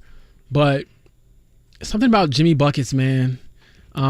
He is – Jimmy, I don't know if we've ever seen – I guess you're another Jimmy, so maybe we have seen that. But I don't know if we've seen a guy who is one thing in the regular season and is completely different in the playoffs, because in my opinion, just about every year, Jimmy Butler is a top 5 player in the playoffs. Now, he's never been, you know, an MVP, Defensive Player of the Year. He's never been considered the best player in the world or the best player in the NBA.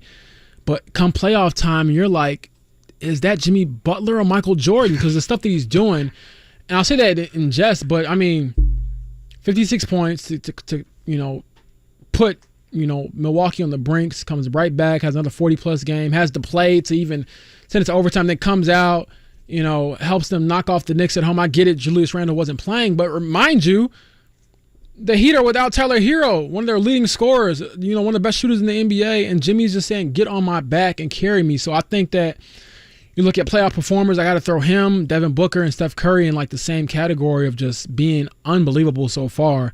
And so I think that Boston, again, is the favorite. They should win, but I mean, you could have said think about Milwaukee. You know, one injury here, one play there, one bad game here, and I feel like Jimmy's just like the guy who just takes everything. Like, don't show him any flesh, because he's going to take it and just rip it open. Because I mean, that's the guy who he's proven to be over the years. And I mean, wow, he just seems to be the guy who proves every franchise that previously like passed on making him the guy, look stupid. Like, Minnesota, he was with the Chicago Bulls, my hometown team. They all look dumb for letting him go because he's done things for Miami that, rival what LeBron and what D. Wade and what other greats for that franchise have done.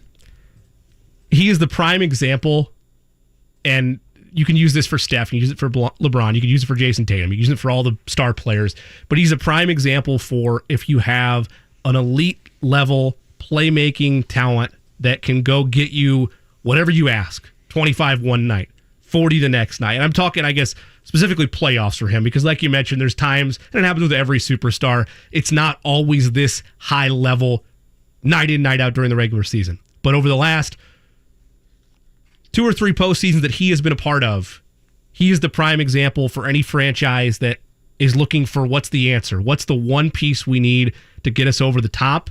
He is the prime example of a superstar that you have to be able to rely on. It's what the Pacers are seeking right now, what they hope they maybe have in Tyrese Halliburton, what they hope that Bennett Mathurin is able to one day grow into, what they hope to find in the NBA draft whenever we finally get the ping balls to bounce wherever they will here in about 2 weeks.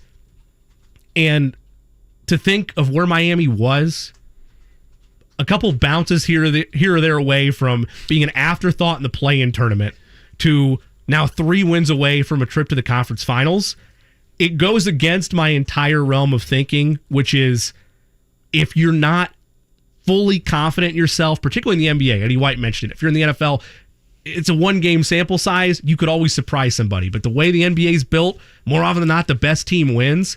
He is the counter argument to my thought of, if you're in the play-in, there's not really an avenue to make much noise. And yes, the Bucks dealt with injuries. And yes, did they play with their food a little bit in that series?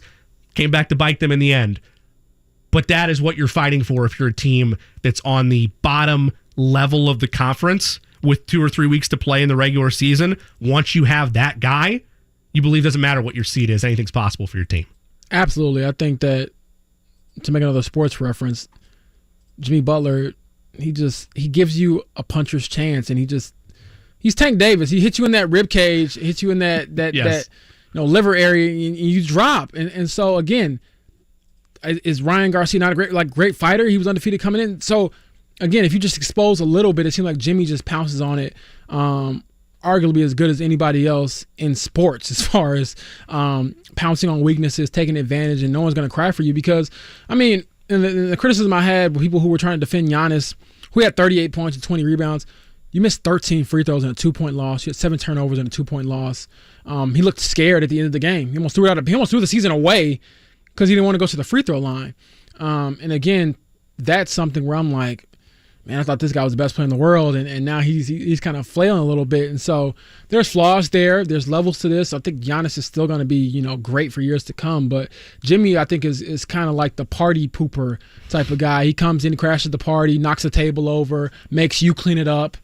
He's the bully, and so he gives you a good chance to do something special. But if I had to guess, again, I think that Boston comes out the East, and the West is pretty wide open. I think that, you got the Suns who are top heavy. They're down right now. I have concerns about their bench and playing so many minutes on KD and Booker, and Chris Paul is looking older and older every year. You got Denver, who might be the most underrated number 1 seed because we never talk about them, but it's like... You love basketball as much as I do. Does it surprise you that we're still doing this thing now 2 straight years where the Nuggets impressed to some extent? I understand they didn't reach what they wanted to reach last year in that playoff berth, but it keeps happening. You know what it is, Jimmy? I think that it's because Jokic doesn't do anything sexy. Yeah. Everything he does... some of those passes are... Yeah, it's beautiful. But you're right. From an offensive... the way he plays, the way he looks, it's not... It doesn't look exciting. Yeah. LeBron has the dunks, Steph Curry has the deep threes, John Morant has the aerial attacks, those types of things. Even Jason Tatum, others, Jimmy Butler has the trash talk. Jokic just beats your head in and doesn't say anything. He's very Tim Duncan-esque in that sense. But I mean, I'm excited about it. Obviously, I'll be able to watch some of the games tonight. I can't lie. I definitely had the games on in the media room at the Colts facility. And my editor's like, "Where's your story?" And I'm like, "Wait a second, LeBron's doing this." It was a fun balance the last few days. But I'll be able to decompress tonight and lock in a little bit. But obviously, it's exciting. I think that the best thing that happened for the Pacers was the Tyrese Halliburton injury, in a sense, because it took the playoffs out of their mind to focus on the rebuild. And, you know, those ping pong balls go one way, and Victor Wembanyama makes his way to Indy. Oh, you know, please.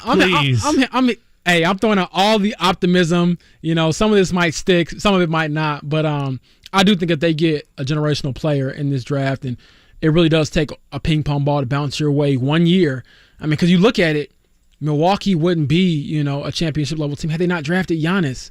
You know, Cleveland would be irrelevant had LeBron not been drafted there and gone back. You know, being from there. If LeBron's not from Cleveland, he probably doesn't even go. Not Cleveland. I'm sorry, Akron. Yeah. If he doesn't go back there, so there's I no think return trip. Yeah. Yeah, I think that you need just a break. You know, for some of these smaller market teams, Sacramento, Indiana, those teams usually you got to get it through the draft, and if they hit on a guy who can be, you know, a top 5 superstar type of player, you hit on a Luka, you hit on a Trae Young, you hit on somebody like that, then you got a chance to do something special. So I'm excited for their future.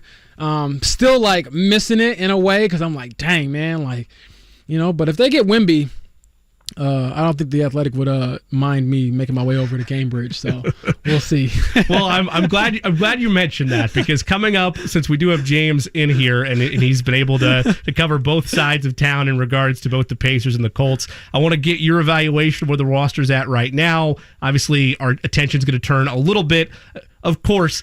Big picture for not only the station but all of us Hoosiers is it is finally May. It's May 1st, so Indy 500 is going to take center stage throughout the next couple of weeks, but sandwiched in there is the draft lottery, and then soon to follow after that is the NBA draft for the Pacers. So I want to get James' thoughts on where the roster's at right now. Still to come as well. Bottom of next hour, Matt Taylor will join us. We'll get the voice of the Colts perspective on how things went about, not just with Anthony Richardson's selection. Midday was on the airwaves covering the entirety of the NFL draft. We'll have his conversation at the bottom of next hour. But more on the Pacers. How far away are they? What is James like? Even if our dream doesn't come true, which is a Wembanyama arrival and a massive lottery hit. We'll get James' thoughts on that and more around the corner on the Fan Midday Show, 93.5 and 107.5 The Fan.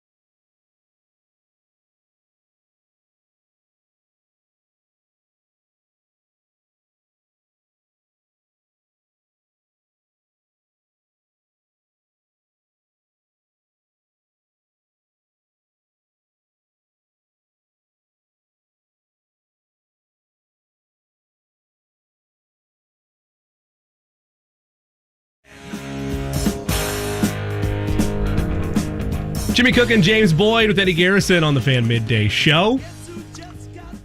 Every time I see the NBA playoffs on my television screen, makes me long. Makes me long for the days where Gainbridge Fieldhouse will be on display, and perhaps we can sneak in a Gus Johnson call here or there, or maybe it's Kevin Harlan. You pick your announcer, Mike Breen, back here in Indianapolis. But greener days ahead for the Pacers in that regard. At least you hope. A lot of it hinges on, much like the Colts, what you do in yet a second offseason with opportunity to not just upgrade your roster, but take yourself to a place within the standings where you're back into a playoff contention mode. You're shaking off and fully tossing to the side the rebuild label. And James, you obviously, like myself, like Eddie Garrison, massive NBA fan, but not only that, you covered the Pacers during your time here in Indiana before picking up the Colts beat with The Athletic. I'm sure you've seen plenty of them this year mixed in with your Colts coverage where you can. When you look at the state of the roster, you look at their ability to get an extension out of Miles Turner during the course of the season and the core they have around with Bennedict Mather and Tyrese Halliburton. Your overall thoughts on the Pacers roster right now and where you need to see changes this offseason? I know it's hard without the pick being known. But yeah, but I do think that you are ecstatic about the jump that Tyrese Halliburton made. He looks like he could be a perennial all-star. That's how good that guy is. I mean, 20, 10, and 40% from three is unbelievable. I mean, that's insane. what you want. Yeah, I mean, like, seriously, I think people don't realize to control a game like that much is pretty crazy. And then obviously, I think that the unique thing about Miles Turner's extension is that it's lined up in a way where he's rewarded, but also you still have like flexibility towards your future. Like, in a few years when that contract is up, you're not tied to this guy for the next 5, 6, 7 years. You have an out. You have a chance to possibly go elsewhere. But I think that it was good to retain him at that price point. And obviously he loves probably staying in Indy and playing with Tyrese, which I think could attract free agents. The biggest thing for me is like, what do you do at wing? What do you do on the perimeter to flank, Tyrese? You can play Bennedict Mather alongside him, but you need I think in the playoffs especially, it shows you need length, you need shooting, you need spacing, you need guys that can defend and knock down shots. And right now they don't have a lot of that. They need that. And I thought that, is a guy like Chris Duarte, is he around, for the foreseeable future? He really struggled with the addition of Bennedict Mather. I love Chris. I'll say this all the time. Chris was one of like the first players, if not the first, to just call me by my name and like ask me how I was doing literally every single day, Jimmy. Like, it doesn't matter, good, bad, ugly. Hey, James, how you doing? Talk about his family. He's a great person, great, talent, I guess he showed as a rookie, but it didn't really, pan out in that second year. He felt like the odd man out. Don't know what you do with that. And so I think that they should focus on, through the draft, whenever they do find their pick, in free agency, how do we figure out how to add more length and shooting to this team? Because, I mean, quite honestly, the Pacers could score with anybody. It also couldn't defend. It's like you need some guys on the perimeter that can stop someone. I think that some of that is personal pride. Bennedict Mather and Tyrese Halliburton, you guys have to be better on that side of the ball, but then you also need help, quite frankly, because I can't expect you to be locked down defenders. You need to go out and get those guys. So, OG Anunoby up there in Toronto, Cam Johnson, who I'm sure the Nets will not move because he looked pretty good. But I'm just saying, like, worth a phone call. Doesn't hurt to make a call, right? I mean, those guys like that. Even if I'm missing a few, I'm sure. Again, I'm not as engaged with the NBA as I usually used to be. However, that archetype, that type of player is what you need, I think, to succeed and particularly get this team back to the playoffs. And I would love to see that intensity. And I think that I had a chance to go to the Indiana Basketball Hall of Fame a few weeks ago. Take back all of my naive things I said about basketball in this state and who's better being from Illinois. And oh, Jimmy, I've had some mistakes in my life, man. But it was great. I think that going there, seriously, opened my eyes to how much it means in this state. And I know people say it's cliche. No, you go to that Basketball Hall of Fame and you read and you learn the history of what you're talking about. It really does mean a lot to this state. So if they can, get some things righted this offseason and have a chance to make the playoffs next year, I think that would really be cool to see, because I think it gives hope to your franchise. It validates what you're doing, what you're building around with Tyrese Halliburton and Miles Turner and others, Bennedict Mather. And then it also shows, like, this city, like, as much as you care about the Colts and their top dog as far as media coverage and all that, He's still a Hoosier town, man. They still love basketball. You mentioned Bennedict Mathurin earlier in regard to the level of confidence and the blurred line at times between confidence and arrogance for a first-year player. I would argue by the time we really got to know him, by the time he first laced him up, it became clear it was confidence over arrogance for him. But it's also a matter with the player of his skill set of continuing to not just add new tools to the arsenal, but also growing and improving on the areas that the coaching staff is telling you to, but also he was very honest within his end-of-year exit interviews regarding where he needs to grow the most, particularly on the defensive end, not taking plays off. Where are your expectations for the 20-year-old as he enters his second year and what he needs to do this offseason to be the type of player the Pacers need him to be? I think that he has to get better conditioned because that's what helps. And, you go through your first season in the NBA, a lot of, I've heard this from different players where, you're just not used to the grind of it. If you have a good college season, you're playing 35 games or whatever. You're not playing 82. You're not, doing 4 games in 5 nights, which as a beat reporter who's not flying with the team, it was rough sometimes. I think that he has to get better condition, better shape. I think he has to take that challenge on. I think you can train defense with defensive slides, discipline, how you close out, things like that. And then also offensively, I think it's playmaking. The games I did watch, which I watch, more often than not, because I still, enjoy watching the Pacers because I like to keep up with those guys. It's the playmaking. He can get to his spots. He can pretty much create a shot whenever he wants to. I think early on it was very successful for him because teams didn't really know how to defend him at first. But as the season wore on and you beat that first guy and teams know, we got to get over it because this guy's going to finish over, the next guy, and they send 2 or 3 bodies at you, you have to be able to play make. I think that's the next step in his game. You're asking a lot of him, but I think that the great players are able to beat you not only by themselves. I'm not questioning his ability to score. He can do that in his sleep. But can you, make 2 commit to you, kick it to an open guy, get a good look, drop it off to your big man, things like that really keeps everyone else engaged as well and makes you even more of a threat because then you're not as predictable. Teams don't know what you're going to do, when you drive or when you shoot. And I'm excited about that. And I would encourage anybody out there, Caitlin Cooper, she knows a lot more about this than me.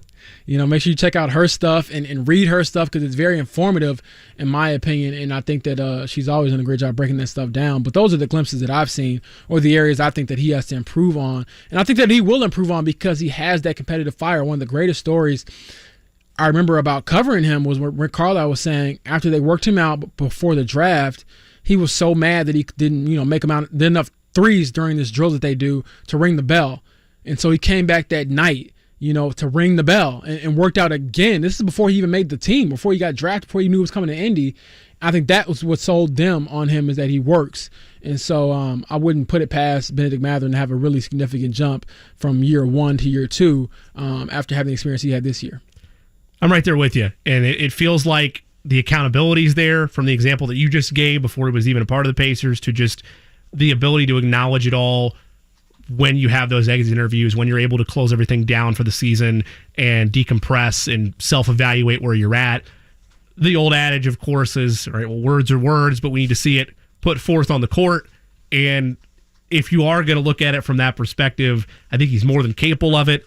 We've praised the coaching staff in the past. I believe it's the right environment for this core to grow around. And even though the clock is ticking a little bit in terms of where your financials are with Tyrese Halliburton, but by all accounts, the Pacers will get that done and he'll be a part of this core for the long term. But when you have that kind of bankability and the essence of your roster to keep guys like Buddy Hield, to make an extension for Miles Turner, how aggressive does this transformation happen in one season versus what they're able to complement them with in this rookie class? And can Kevin Pritchard hit it out of the park once more?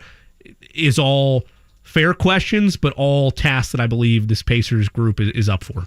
Yeah, and I think this is a deep class. I think there's a lot of talent, guys that could be perennial all-stars.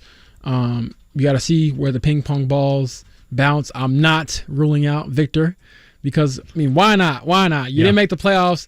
Keep hope alive. Why not us? Right. Look, again, I'm from the Chicago area. I'm from Romanville, Illinois. Grew up as a Bulls fan. in the year they got Derrick Rose as like the number 1 pick, it was like a less than 1% chance of it happening. Yes. So if you got a chance, Jimmy, there's a chance out there, my man. But we'll see. I do think that KP has done a lot to change this franchise, because when I started covering them last season, at the beginning of 2021, there were so many question marks about where they were going. And then for him to flip Domantas Sabonis into Tyrese Halliburton, into Benedict Mather, like into these pieces that now make sense and fit better, retaining Miles Turner, things like that. Even, looking at a guy like Isaiah Jackson, can he continue to develop? He's still so young. Yeah. I think he's I don't even know if he's 22 yet, and he's played 2 NBA seasons, so he's a young guy. Andrew Nembhard, he looks like the point guard that's going to help you for years and years and years to come. And in my opinion, I think that he's the type of player where you're going to be very fortunate to have him, because he can be a starter on pretty much any other NBA team if he continues his development. So the Pacers, I'm sure, would love to keep him around because of his size, his ability to play defense, to run an offense, to make shots. That matters. You look at Jordan Nora, who really got his first opportunity to play, showed promise. Aaron Nesmith the same way. So there's pieces there. But again, you need some bigger, and by bigger I mean just wings. Like, you need guys with long wingspans who can knock down threes, who can defend, and just make life easier for you when your defense does break down, so Miles Turner doesn't have to block every single shot for you to have a chance to to compete on defense. Because I think that's the biggest thing for me is, yes, you want to find a star player, you want to find someone who can help this franchise get off the ground, but also you got to retool some things to figure out how can we get better on that side of the ball, because with Tyrese running the show, with the pace you play at, you shouldn't have too many issues scoring the ball. And then Buddy, he's always going to – he's what I call like a surefire type of player. Like, Buddy's going to make threes. Like, you don't have to worry about that ever really fluctuating. Like, he's going to make 200 threes every season as long as he's healthy, because that's what he does. That's his specialty. That's what he's great at. But can you find other guys who are great at, the defensive things, who are great at the corner three? I mean, look at every 3-and-D guy in the NBA. They just knock down the corner three and lock down the other guy on the other end, and that matters a lot. Yeah. That's James Boyd. I'm Jimmy Cook. Still to come here on the Fan Midday Show. Matt Taylor going to join us bottom of next hour, but coming up on the other side, we'll reevaluate our draft grades for the Colts. We'll get Eddie Garrison's perspective on that as well. And plus, did the Colts inadvertently, despite their best efforts, put too much pressure on Anthony Richardson already? We'll evaluate that around the corner on the Fan Midday Show.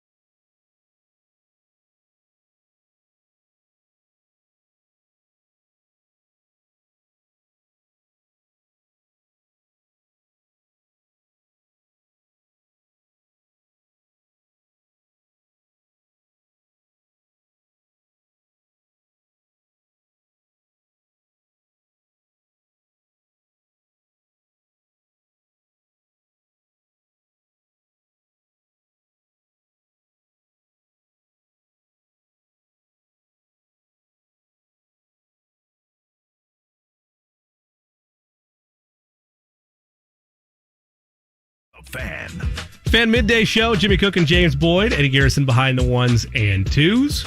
Colts draft in the rear view, but still plenty to dissect with where they go from here. And as we do that, we mentioned it before we went to commercial break, you outline the proper way, James, to sell to a fan base a young quarterback. You want to preach patience. You want to let everybody know it's not going to happen overnight.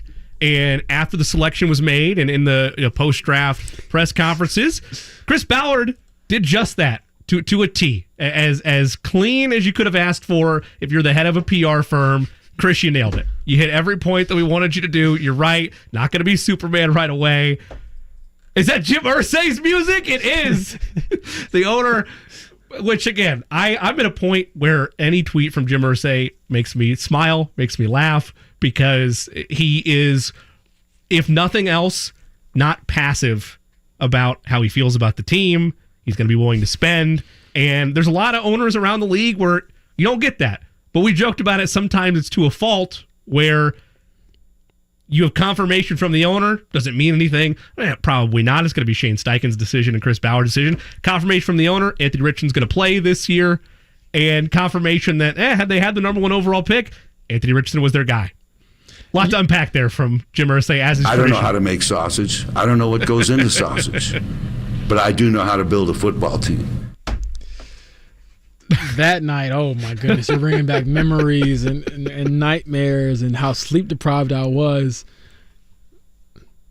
Quick aside, that night was probably the most unbelievable moment of my journalism career. I remember thinking, this is actually real. This is actually happening. Yeah. But fast forward a few months, and now you have a quarterback who is going to have high expectations. I mean, I don't really mind Jim Irsay saying it because it's what everyone's going to say anyways. Right. It's just funny. This is mainly tongue-in-cheek of exactly. The owner. It's just hilarious that, again, Jim Irsay has a tendency to just come in sometimes, just knock everything off the table that they perfectly set up for him. Where they tee up a shot and he just like kicks the T-ball over or something like that. The T-ball stand over because he just doesn't, hold his tongue. And then one thing I will always respect about him is that good, bad, ugly, he faces the music. He likes people to know what he's thinking.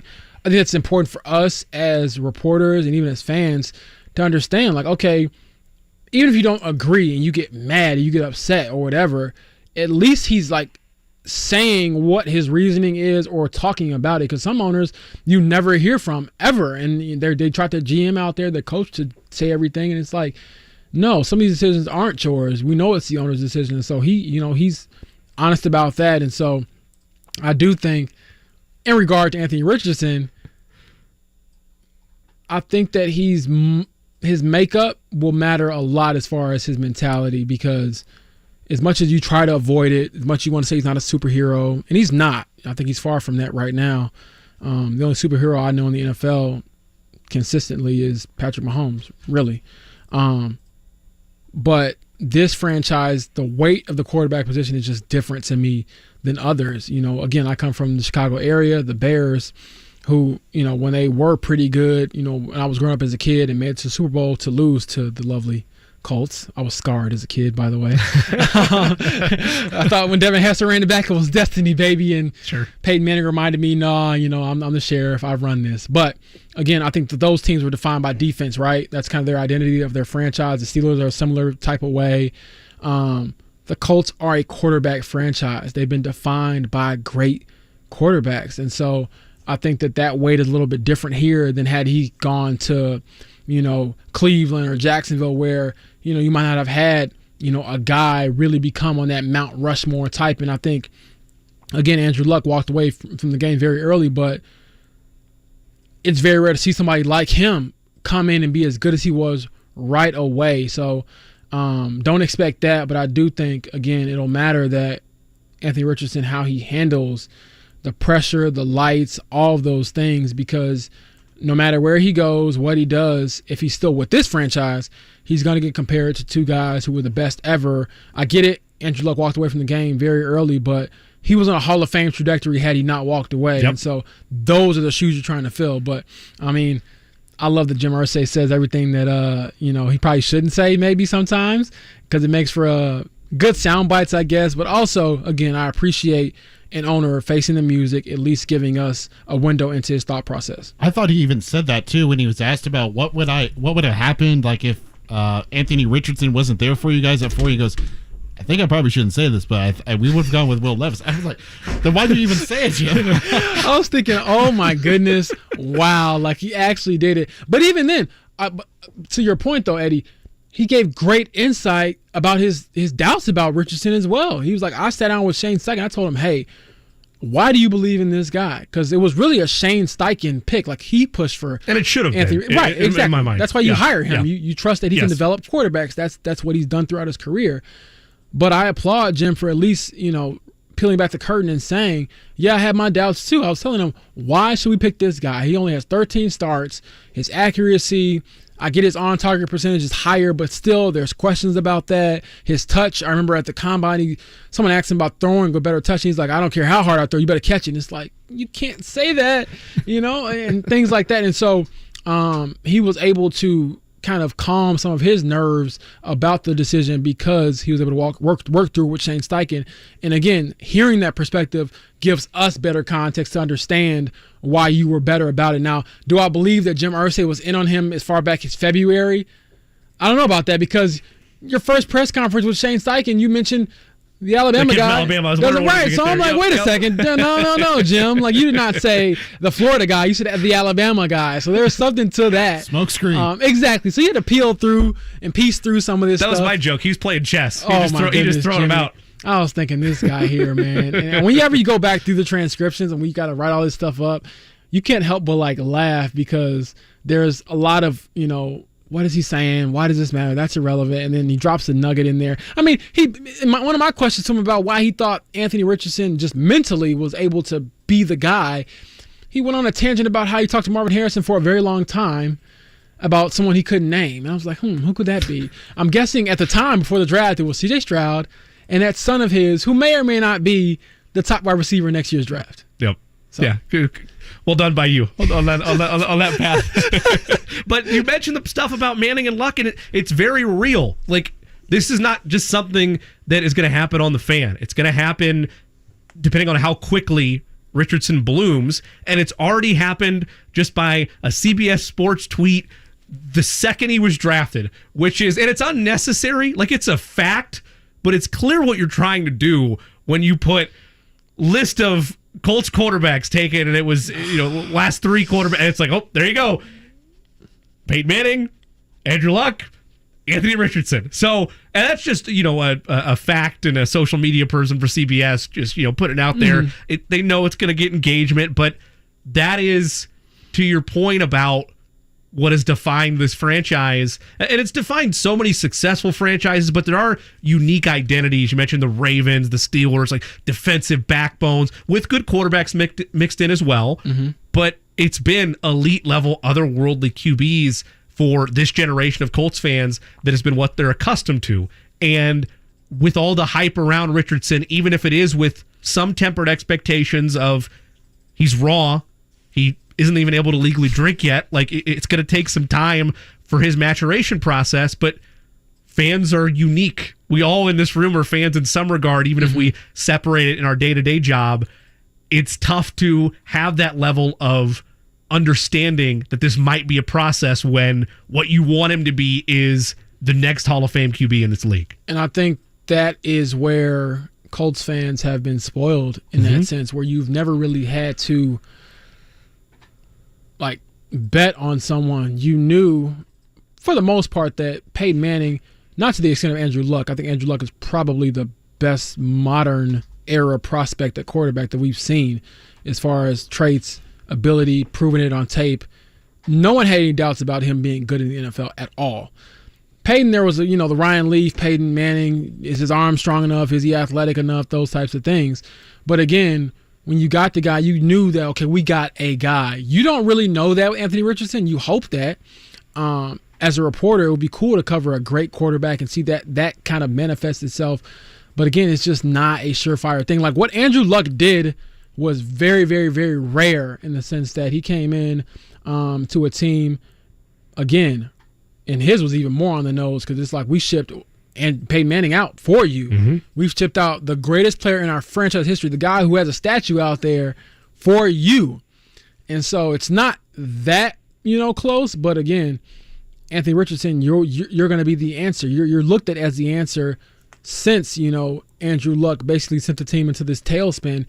You're supposed to be the guy that, grabs the wheel and gets us straight and gets us back on the road to the upper quartile of the upper quartile. Oh, you beat me to it.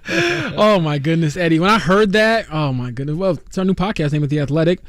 It'll get switched over officially later this summer, but thought I'd have some fun with it. But again, I do think, Colts fans have been spoiled in that sense. This is a welcome to the rest of the NFL moment where you have to take swings on guys you're not absolutely sure on. There's not going to be a lot of Joe Burrow, Trevor Lawrence prospects. I mean, Caleb Williams, yeah, he's great.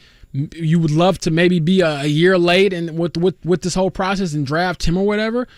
But there's no guarantees. You got a guy who's unlike anything you've ever seen before. You got the coach who you believe in, who has proven he can work with a variety of quarterbacks.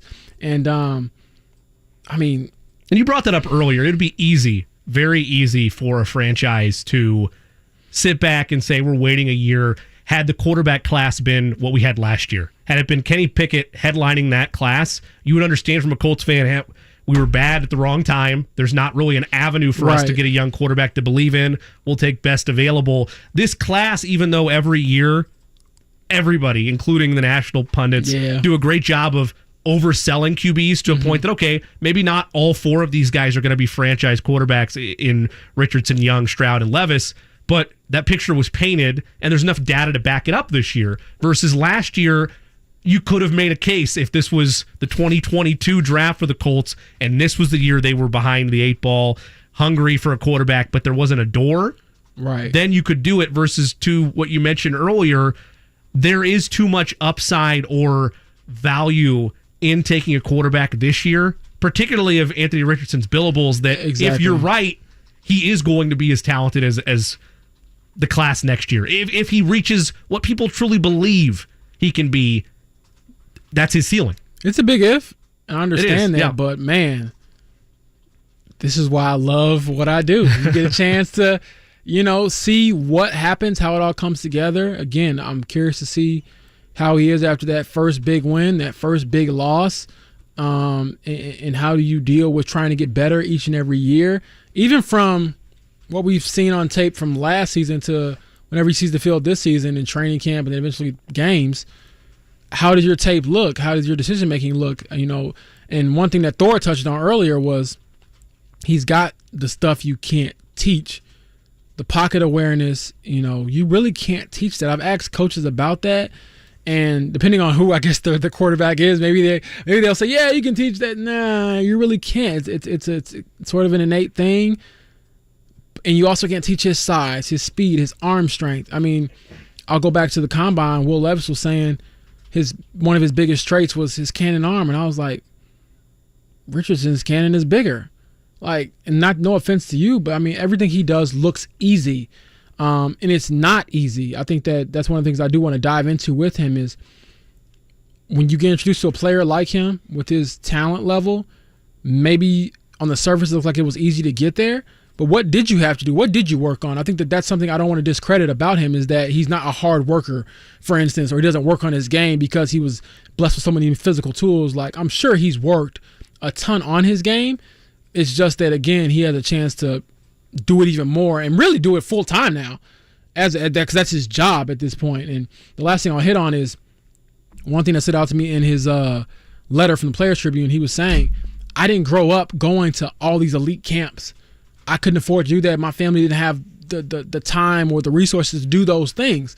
So he's still learning how to be a quarterback, how to do all these things. Whereas Bryce Young, his situation is totally different where he was able to go to every single camp. He's been great all his life. He's, learning how to do, like, Anthony Richardson was a little bit different, had a different path to get to where they're going, both in the NFL now. And so I'm curious to see, having just nothing on his mind but football, what that does for him. When I look at the recent echelon of quarterbacks, there's always a great top-tier weapon attached to them. And I'm going to shrink this down to the last 3 seasons. Even though obviously Tyreek Hill would have been that and was that. For Mahomes, it's Travis Kelce. For Joe Burrow, it's Jamar Chase. And then you look at going to go get a guy when you didn't have it previously. For Josh Allen, they go get Stephon Diggs. For the Eagles, they go get A.J. Brown. I'm not saying the Colts need to do that this year, but when you look at this receiving room right now, I think Michael Pittman Jr. is a talented NFL wide receiver. I do. I don't put him in that same class of true number ones like your Chases, like your Diggs, like your Tyreeks, like your Waddles, like your Chases. I'm not saying he can't get there, but I'm a doubting Thomas in that regard. I need to see it. Right? I'm one of those people, particularly with receivers, I need to see it. But with where the receiver room is now, with him, with Pierce, with them going to get McKenzie, with the idea of Josh Downs maybe starting right away as a rookie, is there enough there in that receiver room right now? Or would you like to see more in the future with how Ballard builds around the Anthony Richardson era? Yeah, I think that you're okay right now. You'd like to see, obviously, a dynamic type of player. Marvin Harrison Jr., for listening, join that team next season. You thought Jim Irsay was crazy this draft. Just wait till next year. Oh, my goodness. And just like, don't even get me started like with the Arch Manning things and stuff like that. Yeah. Obviously, that would be a totally different thing because Anthony Richardson would not have worked out at that point. But jokes aside, I do think that you made a good point about Michael Pittman Jr. I'll say this. We asked the same question to Chris Ballard. Is he a number one? And he didn't say he was. He's like, I don't know. Once you start hemming and hawing, that means to me, in your eyes, he's not. Because if you ask, the Bills, if he's a number one, everyone in the room is going to look at you like you're crazy. Yes, he is. Jamar Chase, yes, he is. Devontae Adams, yes, he is. Now, again, those are the elite of the elite. And so, even, D-Hop, do you take a look at him? Like, is he available for a pick or two or whatever. But the bottom line is I do think that should be a priority for them moving forward because you have to surround your quarterback with talent. Peyton Manning had it. He didn't win the Super Bowl on his own. He didn't become a Hall of Famer on his own. He had help. Marvin Harrison Jr., Reggie Wayne are two of the best ever outside of just the Colts franchise, period. They're two of the best receivers ever to play in the NFL. And so, again, it matters, but I think that they're okay now. Worry about your development at the moment, bolstering your offensive line, and then maybe next season do you look at how do we acquire more talent for that room, someone who could really, really just stress the defense because I don't think anybody does that right now in that room. No disrespect to Michael Pittman Jr., who's been good. And who knows? One thing I'll kind of give him some slack for is he hasn't had a quarterback. That whole receiver room last year was handcuffed to some extent by what was on the field of quarterback. Yeah. Does his career look different if he has, someone who just looks, competent back there and the same guy is back there and he's able to build that chemistry and have that success? I don't think Pittman's the fastest guy. He's Mr. Reliable, but when you look at like where they were at their best, and there weren't a ton of it, but in the Carson Wentz tenure and in the Matt Ryan tenure, a guy that always knows where the sticks are is going to go up and win those 50-50 balls for you. And I do think it's a fair point of when he gets a upper echelon quarterback, how does that receiver room automatically get elevated? Yeah. I mean, he was probably the most upset, I'd imagine, with how last season went because so much changed.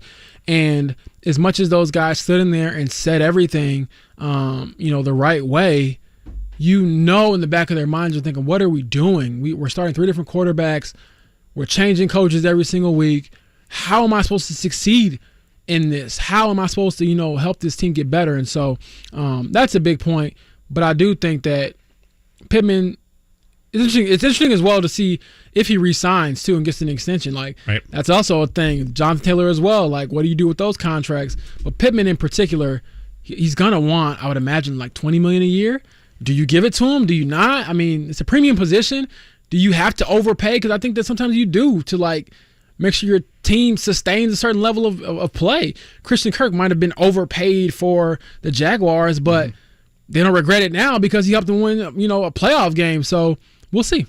The question that I had that started coming into my mind as the draft was going along and all this was starting to unfold, is there more pressure on Shane Steichen to develop Anthony Richardson, or is there more pressure on Anthony Richardson to develop into that franchise quarterback? Because all the labelings that we have been able to put on Shane Steichen as a guy who can develop any type of quarterback. Now he's got to prove it, because this is a guy that he wanted. Like, this is the guy that just screams Shane Steichen, because it's not a typical Chris Ballard guy. Yeah, and I thought it was very interesting because the three things that Shane Steichen said, and I asked him this at his first press conference, what do you look for in a quarterback? He said accuracy, decision-making, and ability to create. You know, I believe that Richardson has pretty good decision-making, got better as the season went on. I know he had 17 touchdowns against 9 interceptions. That went to like 12-2 towards the back half of the season. So he's a pretty good decision maker. Ability to create, obviously. Accuracy, not so much. But like, why were you willing to give that up? Were you willing to bet on yourself and your ability to help him get better? But to your point, Eddie, I think that the pressure's always going to be on the guy who's on the field. And fans aren't going, they'll run and say, oh, this coach, this whatever. But the bottom line is the players are the ones that go out there, and fair or not, they're going to be the ones that get critiqued and criticized or praised or glorified. So we'll see. I'm glad we did this, because we finally have our first chasm within our friendly pleasantries here. Because, well, I do agree with you that it's always about the players on the field. I agree with the last bit that Eddie mentioned there, and why I'm going to say more pressure is on Shane Steichen is because this happened with Reich. Right or wrong, we started to get into this territory of the ability to develop quarterbacks. This guy's a quarterback whisperer. That hasn't been labeled as much on Steichen, but the parallels are there. Look what he did with Rivers. Look what he did with Herbert. Look what he did with Hurts. And now, as a coach, he should have, and he did. Clearly he did. Like, it was obviously a Ballard, Irsay, Steichen decision together. Who had the bigger say is an argument for another day. But clearly the head coach wants the style of quarterback that fits his offense the most. He should have had the largest say in that. And I think that's ultimately what happened. And if that is what happened, if Steichen does not produce, not right away, like I think you and I agree on this part of it. It's a 3-year timeline at minimum for most drafted players, particularly at the quarterback position. I need growth over the course of 3 years to prove that what the Colts are building is correct. And if through 3 years it's not there, and it's obvious that he wasn't the right guy for you, there I'm more so questioning not only Richardson as the player, but more so the coach that we've now married ourselves to, with all these promises of he can be the next great coach, like an Andy Reid, like a Doug Peterson, like a Bill Belichick, that get the most out of your quarterbacks, and that's just modern era coaches there. Jimmy was cooking, no pun intended right there. That was good. I like that. And I honestly think that's why we need to have these conversations, so it helps my insight, and I might go back and think, okay, I didn't think of it from that perspective, so that's a very good perspective. I'll add this. I think that you need to see, I keep making Bears references, but like Justin Fields. I make Chiefs references all the time. It's okay. I mean, but you look at Justin Fields, you saw like growth last season. Yes. Like you saw enough, and it was enough for the Bears to say, no, we're not going to get Bryce Young. We're going to roll with our guy, but you saw development. You saw progress. Was it pretty? No, they only won 3 games last year. But again, I think you need to see similar things with Richardson from year 1 to year 2, year 2 to year 3, where you're able to say, okay, he's getting better. There are signs of this, whether it's the elusiveness running, whether it's, the decision making through the air, whether obviously it's the accuracy, an ability to win a few games and have at least moments where you're like, okay, we see why we picked him. Like the reasons, the potential we're seeing, it's not just potential anymore. It's becoming a real, more tangible thing, because I've said this 1,000 times over, probably written it 1,000 times over. Everyone loves upside and potential until you don't reach it. And then they hate it. And it's like, why would you go for that project anyways? Why would you go for this guy? Oh, I said the P word. Oh my goodness. But it's like, why would you go for this guy who isn't, as far along? And again, you love that stuff. I mean, it was similar last year to the Pacers. Everyone loved Shaden Sharp because he was the mystery athletic kid who, and again, he might end up being a superstar. If you're asking for like traits on a basketball court, he has them. He's in that 1% athlete like Anthony Richardson, where he just does things and everything looks easy. But is he, will he help your team right now? Probably not. Like, you have to give him time to develop, and I think that's similar with Anthony Richardson. But you just want to see signs, and I'm sure we'll see flashes of it throughout this first season, because he's the type of player you can't see flashes. You can't not see flashes in. He's gonna do something that makes you think, oh wow, like man, maybe they do have this thing figured out. But it's all about consistency and seeing it, I guess, more consistent on tape. And then again, how do you handle the zoo that comes along with being a franchise quarterback? Because this is the first time, I haven't even touched on this, first time in his life he's going to be outside of Florida. It's true. Like, he's bringing his mom and his brother and his, his whole council basically is coming up here to help him, to basically insulate him and get him focused and kind of keep him on the right path. But that's an adjustment too. I remember moving out for the first time, and that wasn't an easy thing. He'll probably have better food than me, because he's gonna have a chef or something. I was trying to figure out how to make, any meal. And my grandma said, if you can read, you can cook. So I figured it out. But that's another factor to this for sure. Yeah. I will leave you with this as we get to Matt Taylor in just a second. To your Bears, why neither one of us might be right in that whole discussion. They take Trubisky. Matt Nagy's there with him. Trubisky flames out. Matt Nagy, 1 year later, he's shown the door. Whether or not Matt Nagy fully was involved with picking Trubisky is another story, but either way, once the franchise QB goes, usually the coach is the one that follows. With James Boyd, I am Jimmy Cook. Coming up next, long-awaited conversation with the voice of the Colts, Matt Taylor. He had it covered from all angles on draft night. We'll get inside the Colts' perspective on their draft after this on the Fan Midday Show.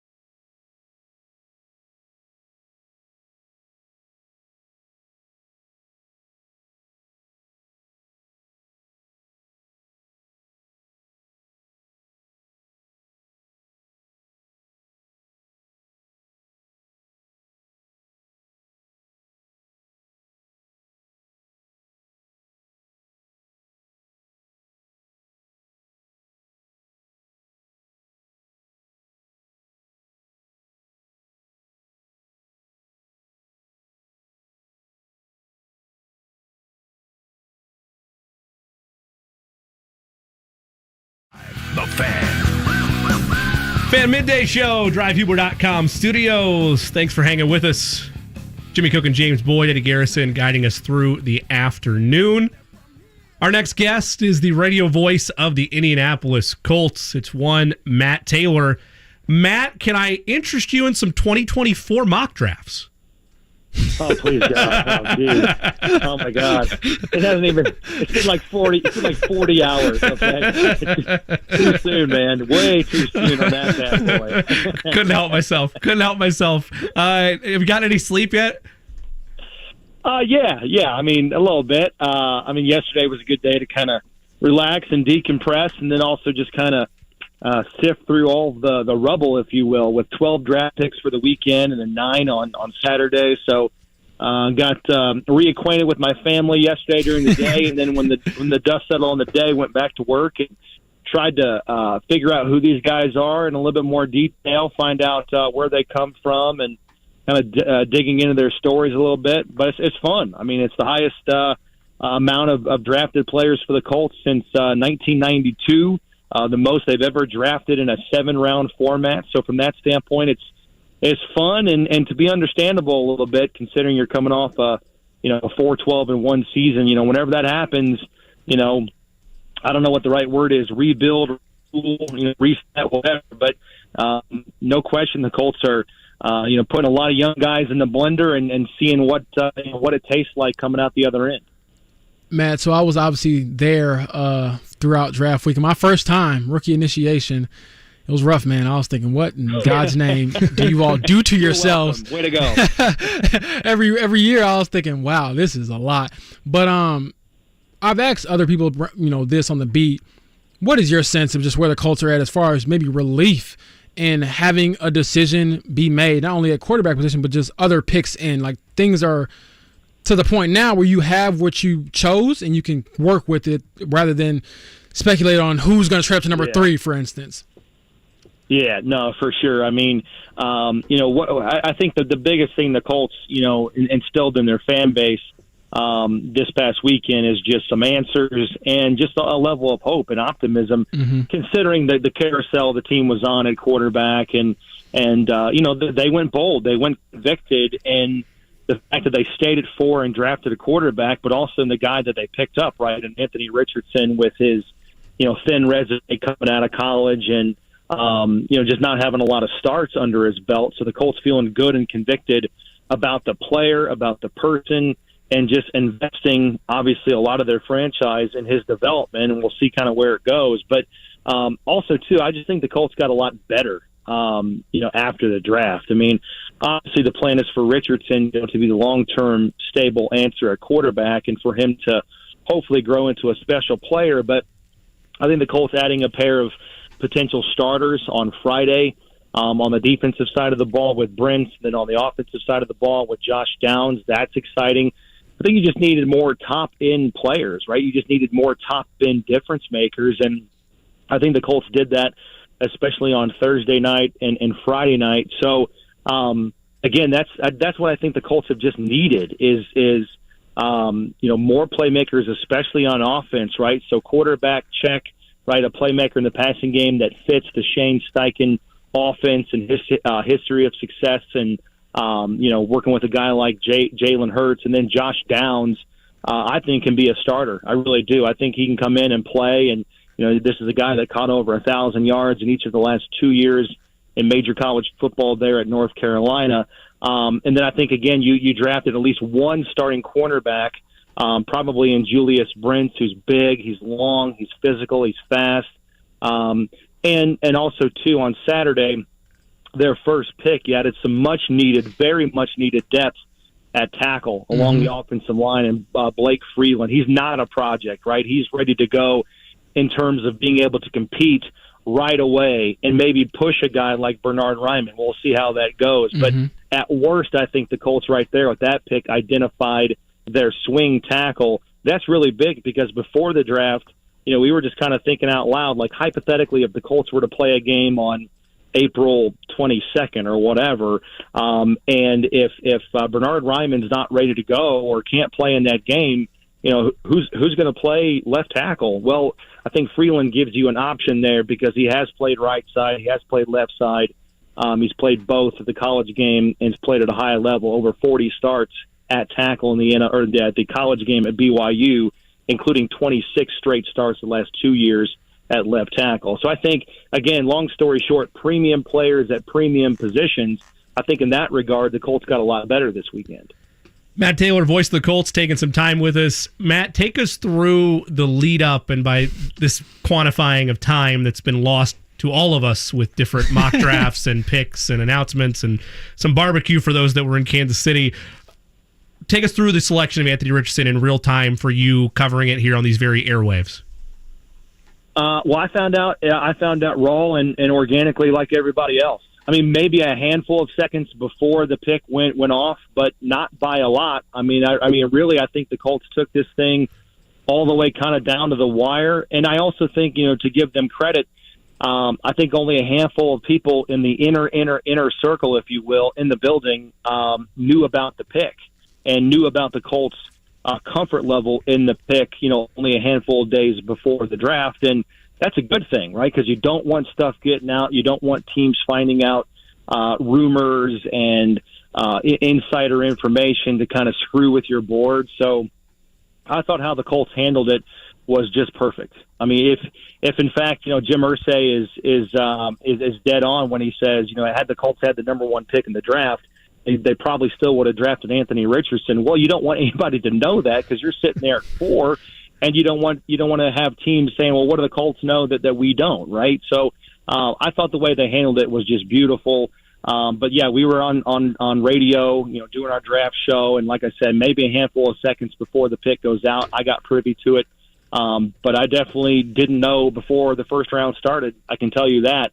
And so from that standpoint, I'm glad I didn't know, because there's very few moments, James, maybe you can speak to this as well. There's very few moments doing this job and kind of being in this profession where you can still have that organic, holy cow type of moment as a fan or as a observer or an onlooker, right? So I'm glad that I, for the most part, was pretty ignorant to the pick, because that made it more fun, right? That made it more entertaining and enjoyable as the night went on. So it's exciting. We'll see kind of where it goes. And I know the $1 million question now is he going to play right away? Is he going to be the starter on day 1? Come on, Matt. But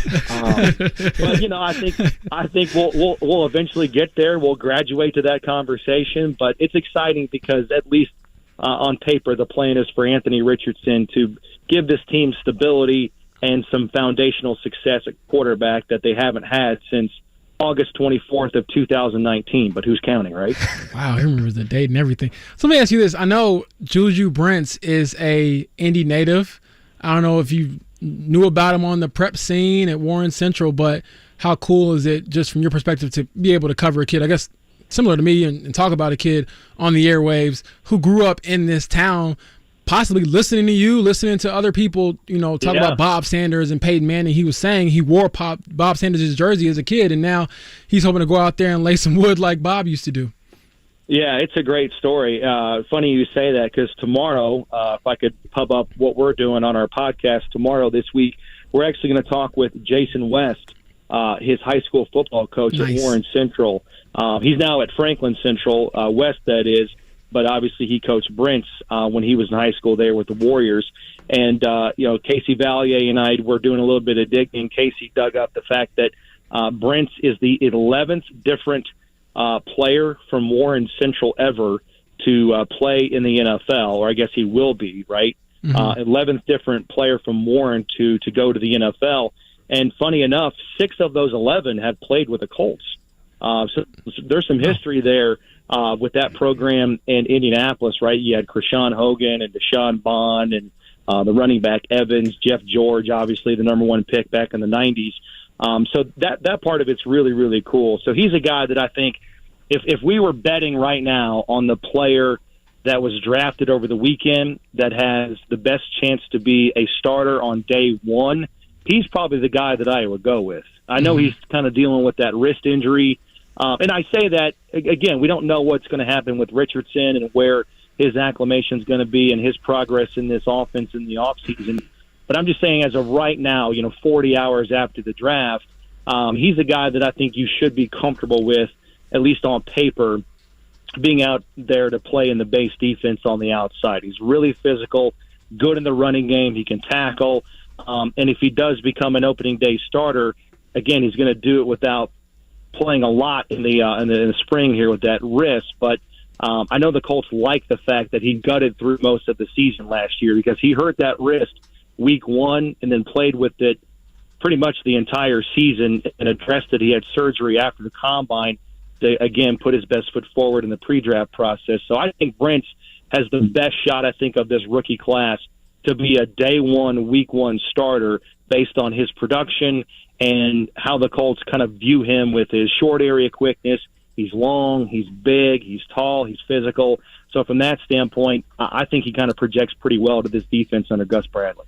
Matt, the defensive tackle out of Northwestern, Adetomo Adebawore, were you surprised that he was available for the Colts? A lot of different analysts were with how he fell, and whether you were surprised or not, how will he fit in with the Colts as you project out this 2 to 3 year development process for any draft pick? Yeah, I was, just because of how well he tested and his production in college and the combine numbers and all of that. I mean, 33 games there at Northwestern. Was a team captain. So, I mean, there really wasn't a whole lot of, holes in his resume and kind of what you targeted in a player. So from that standpoint, I was surprised that he was there in the 4th round. As it projects to the Colts, I think he's kind of like one of those tweener guys that the Colts really like. Ballard loves guys that are quick enough to play defensive end, but big enough and strong enough to slide inside and play defensive tackle if need be, right? You have guys like Dio Adangbo, Danico Autry back in the day, Tyquan Lewis. I think the only difference here is that, if you had to, I guess, peg him one way or another, he might be one of those guys that's probably more so an inside guy, right? A 3 technique that can also play outside if you need him to, whereas a Dang kind of the other way around. But definitely a guy that's a tweener, and he's a Senior Bowl guy. So again, just the resume just kind of screams Colt guy with traits and his testing numbers. I mean, just remarkable. The first player ever to weigh in over 280 pounds and run a sub 4.5 40-yard dash. I mean, think about that. Like sub 4.5 is like a receiver. That's like Josh Downs, and he's doing it weighing over 100 pounds more than some of these running backs and scat back wide receivers, if you will. So just a freak athlete.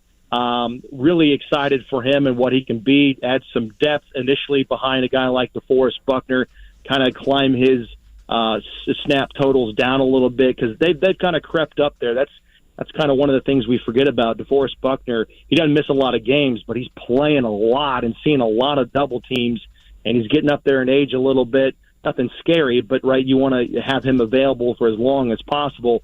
So with Odabare coming in, that could potentially help and add the depth of the defensive line while also hopefully not seeing a drop-off in production. Matt, can you speak to the level of excitement just within the building? Obviously, we were in the media room for most of our coverage, but being someone who's employed by, the franchise, being around the building, you, JJ, what was it like to just have Anthony, I guess, come in? I know he hopped off the jet and did an interview with us and did his press conference and then hopped right back on. But what was it just like to just see him in person, see the excitement on his face, his family, his brother, and people around him? Yeah, I mean, first of all, the guy's he's huge. He's 20 years old, and he's 6'4", 244. I mean, I read the other day he's going to be the first 20-year-old quarterback drafted in the first round, or was the first 20-year-old quarterback drafted in round 1 since 1950. I mean, this just doesn't happen, but he's so put together physically. He got a perfect 10 out of 10 on the RAS score, which is just unheard of, right? So it's not hyperbole to say that he is the most physically gifted and most athletic quarterback the Combine and the NFL Draft has ever seen. But he's just a really nice young man. I mean, he's very, very polite. He is engaging. He's thoughtful. He's very intelligent. And he's also, I think, smart enough to surround himself with all the right people to help him get off to a good start in his NFL career, right? His mom's going to move up here with his brother. I think his agent is going to be close by. And just kind of like his inner circle and his supporting cast, people that are close to him are going to be physically around him to support him next year with the Colts. So that to me was impressive. So had about a 5 to 7 minute interview with him on Friday. As you said, he was going through the gauntlet, getting off the plane and meeting with Jim Irsay and Shane Steichen and Chris Ballard and meeting with the media and doing photo shoots and all that stuff. And that's the stuff we forget, like whether he likes it or not. And I'm sure the Colts will be very, selective and deliberate with this, but he's going to be the face of the franchise. And again, the Colts will have to be smart about how, to what degree that happens for him. But there's a lot that's on his shoulders right now. And I think between Shane Steichen and Jim Bob Cooter, the rest of the offensive coaching staff, and that inner circle, it's about getting him as comfortable as possible, as quick as possible, not putting too much on his plate that he can't handle, where he can't think and react and play fast.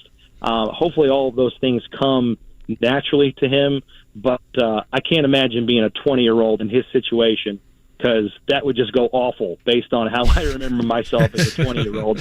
He is the exact opposite of that in terms of being able to handle all this and be mature and just have a really good perspective about things on how unique it is to be the 4th overall pick, only 20 years old in an offense or in a team and a franchise that is desperate to get back to winning and getting back to the playoffs. Well, I'll tell you what, Matt, God has a nice way of humbling us, because he knew if I was that size, oh, goodness gracious, I would be insufferable. But you do make a point. I want to ask you not really a serious question, but he's already physically, he looks like, a grown man, but he's only 20. So there's more, growth there. There's a meal plan. There's dietitians that he'll have access to, the weight room. Like, it's a full-time job now. So do you think that he could be, I don't know, just literally the best-looking quarterback of all time? Because, I mean, my goodness. Yeah, I think he's kind of already in that discussion. I mean, there's not an ounce of anything that shouldn't be there on his body. At 6'4", 244, like I said, he's running sub 4.5s and just like a gazelle out there. It shouldn't be possible at his height and weight, but he just makes it look so easily, and the arm strength. And yeah, I think there is something to what you're saying, though. You get him in a more sophisticated. I mean, even though he's coming from the SEC, even though he's coming from a great program like Florida, right, he's still going to have things in the NFL level that he just didn't have because of graduating from one level to the next, mm-hmm. right? And the 24/7 state of the art, weightlifting facility, and then just again state of the art coaches with Shane Steichen mm-hmm. and Jim Bob Cooter and Cam Turner. So I said before the draft he was going to get better. Like, had he gone back to college next year and just played another year at Florida, he would have gotten better and maybe to some degree eradicated some of the draft issues that he had coming mm-hmm. out of college. But I think he's just going to get better playing more football. He's only played 13 games as a starter. Regardless of the level, he's going to get better by just having more time on task. Mm-hmm. And I think that's the main objective this offseason for the Colts, is get him a ton of reps, get him all kinds of action in the practices, joint practices if the Colts decide to go that route, preseason games, and see where he's at, because the only way he's truly going to get better and NFL ready is by playing. And Jim Irsay said that. Shane Steichen said that. The caveat or the question is where is he going to be week one versus where they're at with Gardner Minshew, and how competitive the Colts think they can be early on if it's not Anthony Richardson at quarterback. So we still got about 3 months to answer that question. It was who's going to be the coach, it's who's going to be the quarterback, and now the big question is, when will the quarterback, in this case Anthony Richardson, play or start? I think you'll see him in his rookie year, but I just can't tell you when. Matt, thank you so much for making the time for us. Get some rest. All right, guys, be good. Thanks for having me on. That's Matt Taylor, voice of the Colts. Bets to close the show when we come back.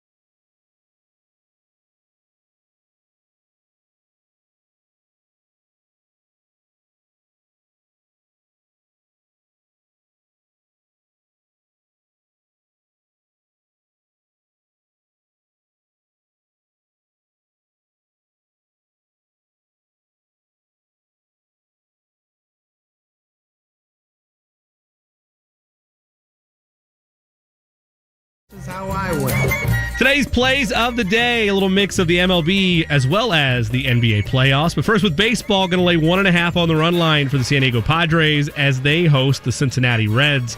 In basketball, over 28.5 points. Total points for Jason Tatum tonight. Over 28.5 total points for Kevin Durant as the Suns take on the Nuggets. That Jason Tatum bet, obviously, Sixers and Celtics. And still in Suns Nuggets, over 25.5 for Nikola Jokic. And Nuggets on the money line, your plays of the day for a Monday. Should be a fun slate. It's been a fun afternoon. Good to hang with you in studio, James. Good to get your perspective, and I hope that you were able to put up with myself and Eddie for the better part of 3 hours here. It was all right. A little painful at times, but overall, man, I enjoyed it. Had a great time talking about Colts, Pacers, City of Indianapolis. Grateful to be here and grateful to keep it going. Well, we've enjoyed your perspective on both beats, both the Pacers and the Colts, and always enjoy having you here in studio. Hopefully you're able to do it again for us real soon. That's our perspective on draft day, but it continues throughout the week, but also coming up next as the Ride with JMV continues to take you through all of our Colts post-draft coverage. Ride with JMV is next, right here on The Fan.